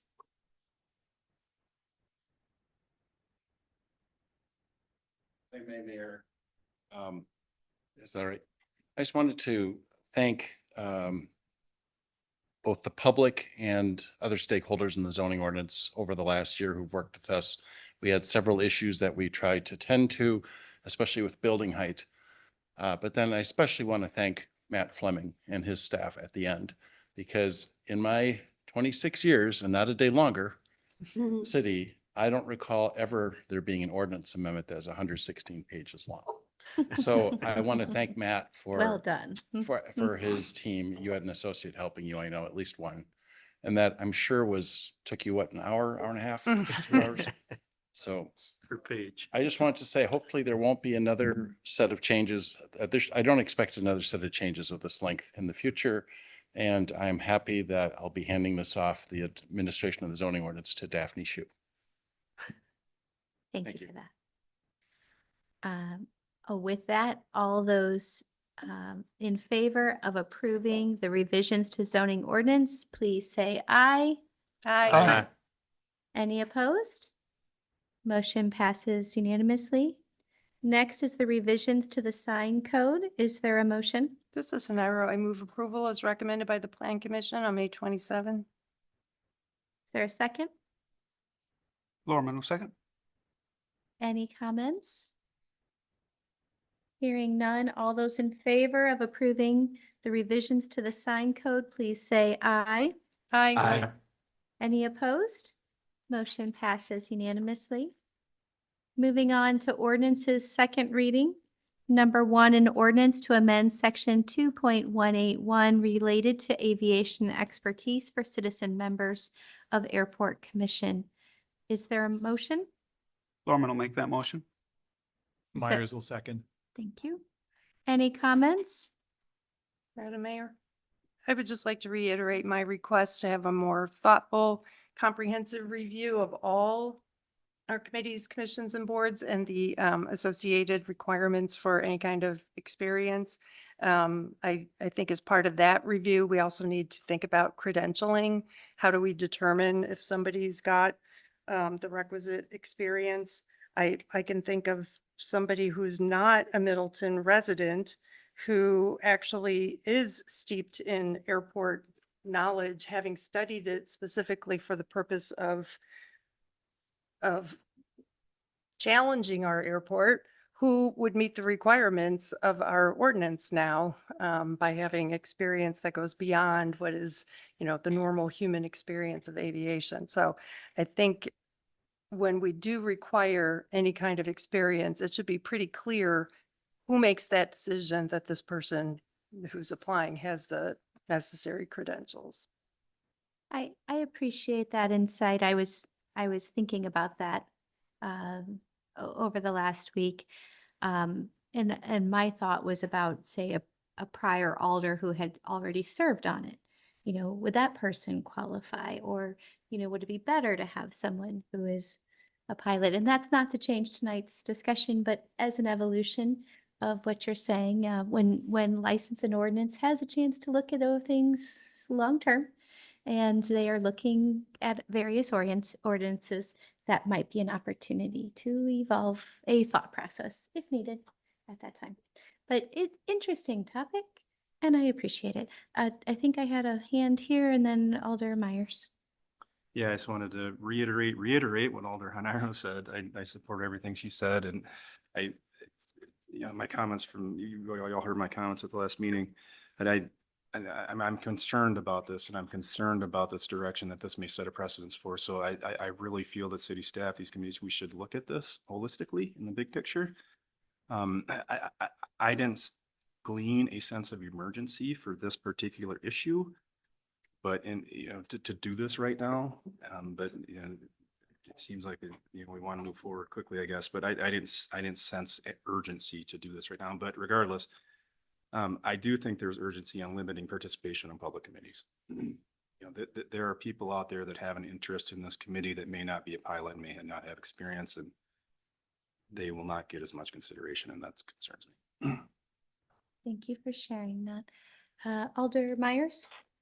I think my comments are going to be what our city attorney says, or why why specifically certain choices were made in the drafting, and the political prerogatives of the mayor for determining credentials and in her appointments or his appointments for future mayor, and the political prerogative of council for accepting those credentials. So, Matt, if you're willing to further elaborate.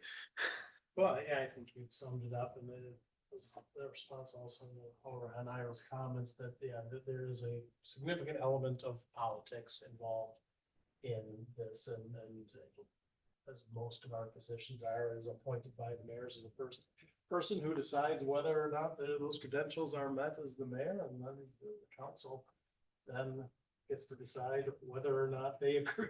And To concur or not concur, my friend? exactly. So, you know, this isn't an ordinance where somebody outside of this body has the ability to come and challenge. I mean, this is a quintessential political decision, and you have to be able to make with a politically straight face, the case that, you know, your nominee or who you approve meets those requirements. And if you can't do that, then it won't pass muster to the council or go forward to your constituents. But Much appreciated. Alder I have Lehman? to say something. So I won't rehash what the other alders have said. It's been said now twice. What I'll add is that in response to really public comment tonight, because clearly, time and time again, the technical activities of the Airport Commission keep getting politicized.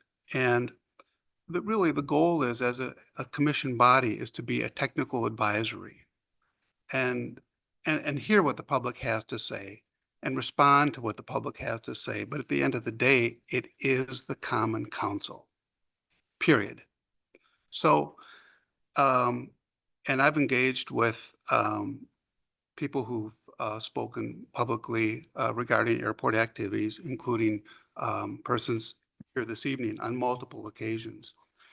And I think where having technical expertise and knowledge and background or anything tied into that is useful is to help a person see through that, because leave the politics of the Common Council, okay? The airport is a public use facility, and it's identical to the Beltline, Interstate 94, Highway 12. And so, you know, to start nitpicking and saying, well, what does the airport do for me? You know, I don't fly airplanes. I have a house, I have a car, I have this, I have that. I have zero interest in an airport. What does it do for me? It's part of public infrastructure. It brings economic diversity to the area. It's one more element to the city of Middleton that makes Middleton unique in what it is. So that's the technical answer of what an airport is and what it does for the community. And then there's obviously getting into the nitty-gritty aspects of discussion. Yes, why do airplanes fly where they fly? Why are some loud? Why are some not? You know, why can't I just look up and say, I don't want that airplane over my house? So that's our job as a commission, to do our diligence and present that information to the Common Council. And the Common Council can say, well, why? Or we don't agree, or we do agree, and vote on it. So having a body that has knowledge and background to help guide is useful and instructive. But at the end of the day, it's up to the mayor, whoever the mayor may be, to, and that's what this language is basically saying, is it's not saying you can't be on the airport commission. And it's not saying you must absolutely be an expert. I just want to concur with Alder Lorman in the sense that I'm hearing too much heightened rhetoric. This thing, the presumption is knowledge means you're going to be a pilot, and we're going to stack this committee with a bunch of pilots who are all going to agree on everything. which I know they don't. I think there are a lot of those 99% of the citizens mentioned, like myself, who I have no pilot's license, never did, never will, but I know a lot about airports. I've been on commissions, I've been there. So it's not just excluded to that 1% who are going to be on this committee. I also have been on committees where you get one or two experts and a bunch of people who know nothing, who then get railroaded by the voice of the expert. And in some ways, I feel more comfortable with more experts who will argue with each other and perhaps come up with a better plan. So I still support this one. All right. Yes. As a member of the Water Resources Management Commission, I can tell you nothing that the Airport Commission does is any more technical than what WRMC does. So I guess my question to Alder Lorman or anyone else would be, why does this commission, out of all of our committees, commissions, and boards, why does it deserve to have all of its members, citizen members, have experience? Not something like WRMC, or I know the Plan Commission does, but as I mentioned last time, that's in the statute that persons be of recognized experience. I just don't see why. I don't think anyone can argue that the Airport Commission, above any other, should require everyone to have that expertise, because if that one does, WRMC does, probably Conservancy Lands does, probably Public Works does. It goes from there. So again, I'm fairly certain this is going to pass. I disagree that the Airport Commission is solely talking about technical stuff, because I know one of the things coming up is the vision for business development at the airport. That doesn't sound technical to me. That has nothing to do with, flight controls or runway distances or anything. But I just hope that L&O will undertake a more comprehensive review of the Chapter 2 as a whole, and try to standardize these experience requirements in the same way that the liaison appointments, that process was standardized. Okay, I'm going to go ahead and call the question. So all those in favor of approving an ordinance to amend section 2.181 related to aviation expertise for citizen members of Airport Commission, please say aye. Aye. Any opposed? Aye. Okay, and the motion passes 5-3. Okay. Next is an ordinance to create section 2.035K regarding attendance standards of city boards, committees, and commissions. Is there a motion? Mrs. Madden, I'll move approval of. Is there- Myers, a second. Myers is second, thank you. Any comments? Hearing none, all those in favor of approving an ordinance to create section 2.035K regarding attendance, please say aye. Aye. Any opposed? Motion passes unanimously. Moving on to Resolution 2025-29, authorizing the issuance and establishing parameters for the sale of not to exceed $4 million general obligation promissory notes. Is there a motion? Yes, Madam Mayor, on behalf of Finance and Personnel, would like to recommend the Resolution 2025-29 authorizing the assurance and establishment parameters for the sale of not to exceed $4 million of our general obligation promissory notes. Is there a second? This is Nairo. I will second the motion to approve. Any comments? Hearing none, all those in favor of approving Resolution 2025-29, please say aye. Aye. Any opposed? Motion passes unanimously. Moving on to discussion, any updates on committees, commissions, and boards? I'm sorry, Alder Myers? Well, on behalf of the Landmarks Commission, although they have not formally met on this topic, the Middleton Historical Society will be having its pie and ice cream social on June 11th at Lakeview Park from 5 to 8 p.m. Stop by at 6 o'clock if you want to see the newly retired Mark Opitz serving the city one last time. I will also be there. Most excellent, and they usually do a band as well. So it's a great time, everyone. Thank you for Mark's, sharing that. Mark's thinking something about get the scoop. Mhm. I just. Well, since we're talking about Mark, I would like to commend Mark on a huge success with the community bike ride on Sunday. It was the biggest attendance yet.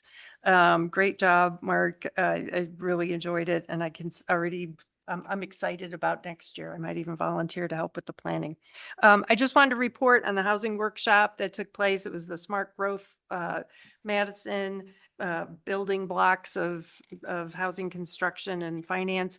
It was a lot of really good information. The mayor was there. I attended with 2 members of the Workforce Housing Commission with me, and just a few nuggets to share. Kurt Paulson, of course, was a presenter, and he underscored all housing is regional. So when we hear from residents that we shouldn't be allowing the construction of new apartments because the building across the street has a 40% vacancy rate, or we already have 700 apartments available on apartments.com in Middleton, we shouldn't let that sway us as evidence that we don't need more housing units, more apartments, more luxury apartments even.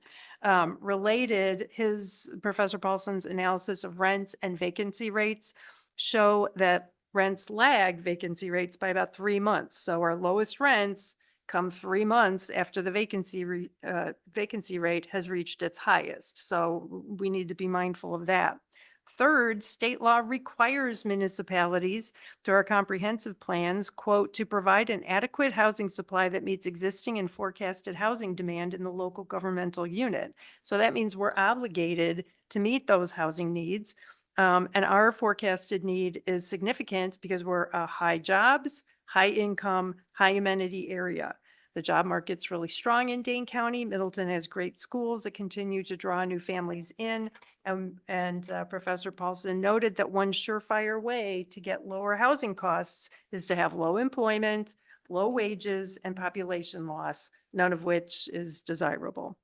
Uncertainty in the housing development process is a big driver of costs. Nobody can get their arms around what the tariffs might do, or immigration for that matter, cracking down on immigration. So municipalities can't really affect the structural costs, which are the labor and materials, but we can reduce uncertainty by streamlining our processes. I asked for some specific suggestions, and one was to get everyone on the same page early in the process. And by everyone, that means all the committees. So a plan isn't going to Plan Commission and then Parks and then Sustainability, and then WRMC and Public Works. Like everyone should be in the room at one time initially to try to make sure we're all on the same page. And then the planning department needs to be in sync with building inspection, because sometimes when those plans are handed off and everything's signed off on by council, goes to the process of pulling permits, and the developer is told, wait, no, that's not our understanding of what they approved. So that's one thing that we can try to do. And I have talked to Abby several times about sometime after the staffing changes settle down in the planning department, it would be great to have the Plan Commission start working on this. There are some best practices in affordable housing that we learned about. One is not having any minimum parking requirements. And I had argued this point for the Workforce Housing Committee at the Plan Commission level last year, saying, why not let the market decide this? Developing apartments, people do that as a business. That's their living. They take the risk. They're not going to build apartments and not provide enough parking for their target renters. So let's just let the market decide. And we did change the ordinance at the time to give the Plan Commission the option of waiving or reducing what are parking minimums in our ordinance. I hope maybe next time we do an update, that could be something we consider eliminating. Another is to be able to build duplexes and triplexes by right everywhere that residential districts are in Middleton. We do not have that. In fact, we don't even allow it by conditional use, which, as a member of the Plan Commission who went through the whole update process, I did not realize that if I wanted to replace my house with a duplex, I could not do that except if I claim that, half of it is an ADU. But it just seems like that, we should have had that as a conditional use. And then a third best practice was not to require token mixed use in affordable housing buildings. Better to use the ground floor for additional units than to force a commercial space into a location where it might not thrive. I believe this session was recorded. I haven't gotten the slides or a link to the recording yet, but if it is available, I will share the link, and I encourage everybody to watch it because it really, and I would be remiss if I didn't say our own Matt Fleming was a big part of the agenda and walked us through the legal things that we can and can't do. So Almost wanted to. yeah. Very good. Thank you for that update. Alder I Schaefer? guess we'll end on a depressing note because the tourism committee met and did our routine stuff, but the general trend that at the beginning of our meeting is how have the bookings been? How many people are coming to Yeah. Middleton? And they're way, way down, disastrously down. And they said that the first 4 months of this year, had one good month and then it just crashed. And it's been the worst it's been since like 2008. So I'm hearing these trends all across the country. So we're just, the message is we're not immune. People are not traveling as much. They're not spending as much. They're worried, I presume, about money and the economy and everything. But those numbers were very depressingly low. So Can I ask if everybody's- that's more business or is that both tours, like, Well, it's like regular hotels tourism? and conference spaces Mhm. is what it's functioning. So there are fewer organizations who want to rent spaces for meetings, conferences, and fewer people coming for those events and just in general, fewer people. That's gonna affect our Most of restaurants customers and not bringing- shopping and our festivals, so thank you for that heads up. I know. That reminds me, everyone support local businesses and your restaurants, but thanks for that change. Alderman? Well, and just building on that, a good way to support your local downtown businesses is to take advantage of Bike Week. That's still going on. I know we had a super successful community ride on Sunday, but Bike Week goes all the way through Saturday. If you bring your bicycle and bicycle helmet into a lot of downtown businesses, you get, $1 off your drink or 10% off your bill. So take advantage of that and continue to take advantage of Bike Week, as well as there's, I believe, one more day of the bicycle commuter station will be open on Thursday Excellent. as well. Well, In very that committee, good. They did reiterate that local people are still coming down in droves. Good. Just the out-of-town people who are waiting. That's great to But know it still too. affects all those It businesses. does, because if they're not spending, then it may slow us down the road. So I appreciate both updates. And yes, wear your helmet. Everybody, instead of 2 bucking. beers, do 3 beers. You better have a Definitely helmet. wear the You helmet. better have a Definitely wear helmet. the helmet. I love it. Go ahead, This Alder Nelson. This The comment Friday was for at Mark. 4:00, we're opening Lake Street Park and unveiling the new public art piece called Portage. That's a reason to come into town. It's so exciting. I'm so At excited. 4 o'clock? 4:00. It'll be a ribbon cutting ceremony. Really important people are gonna talk. Don't worry, I'll come in.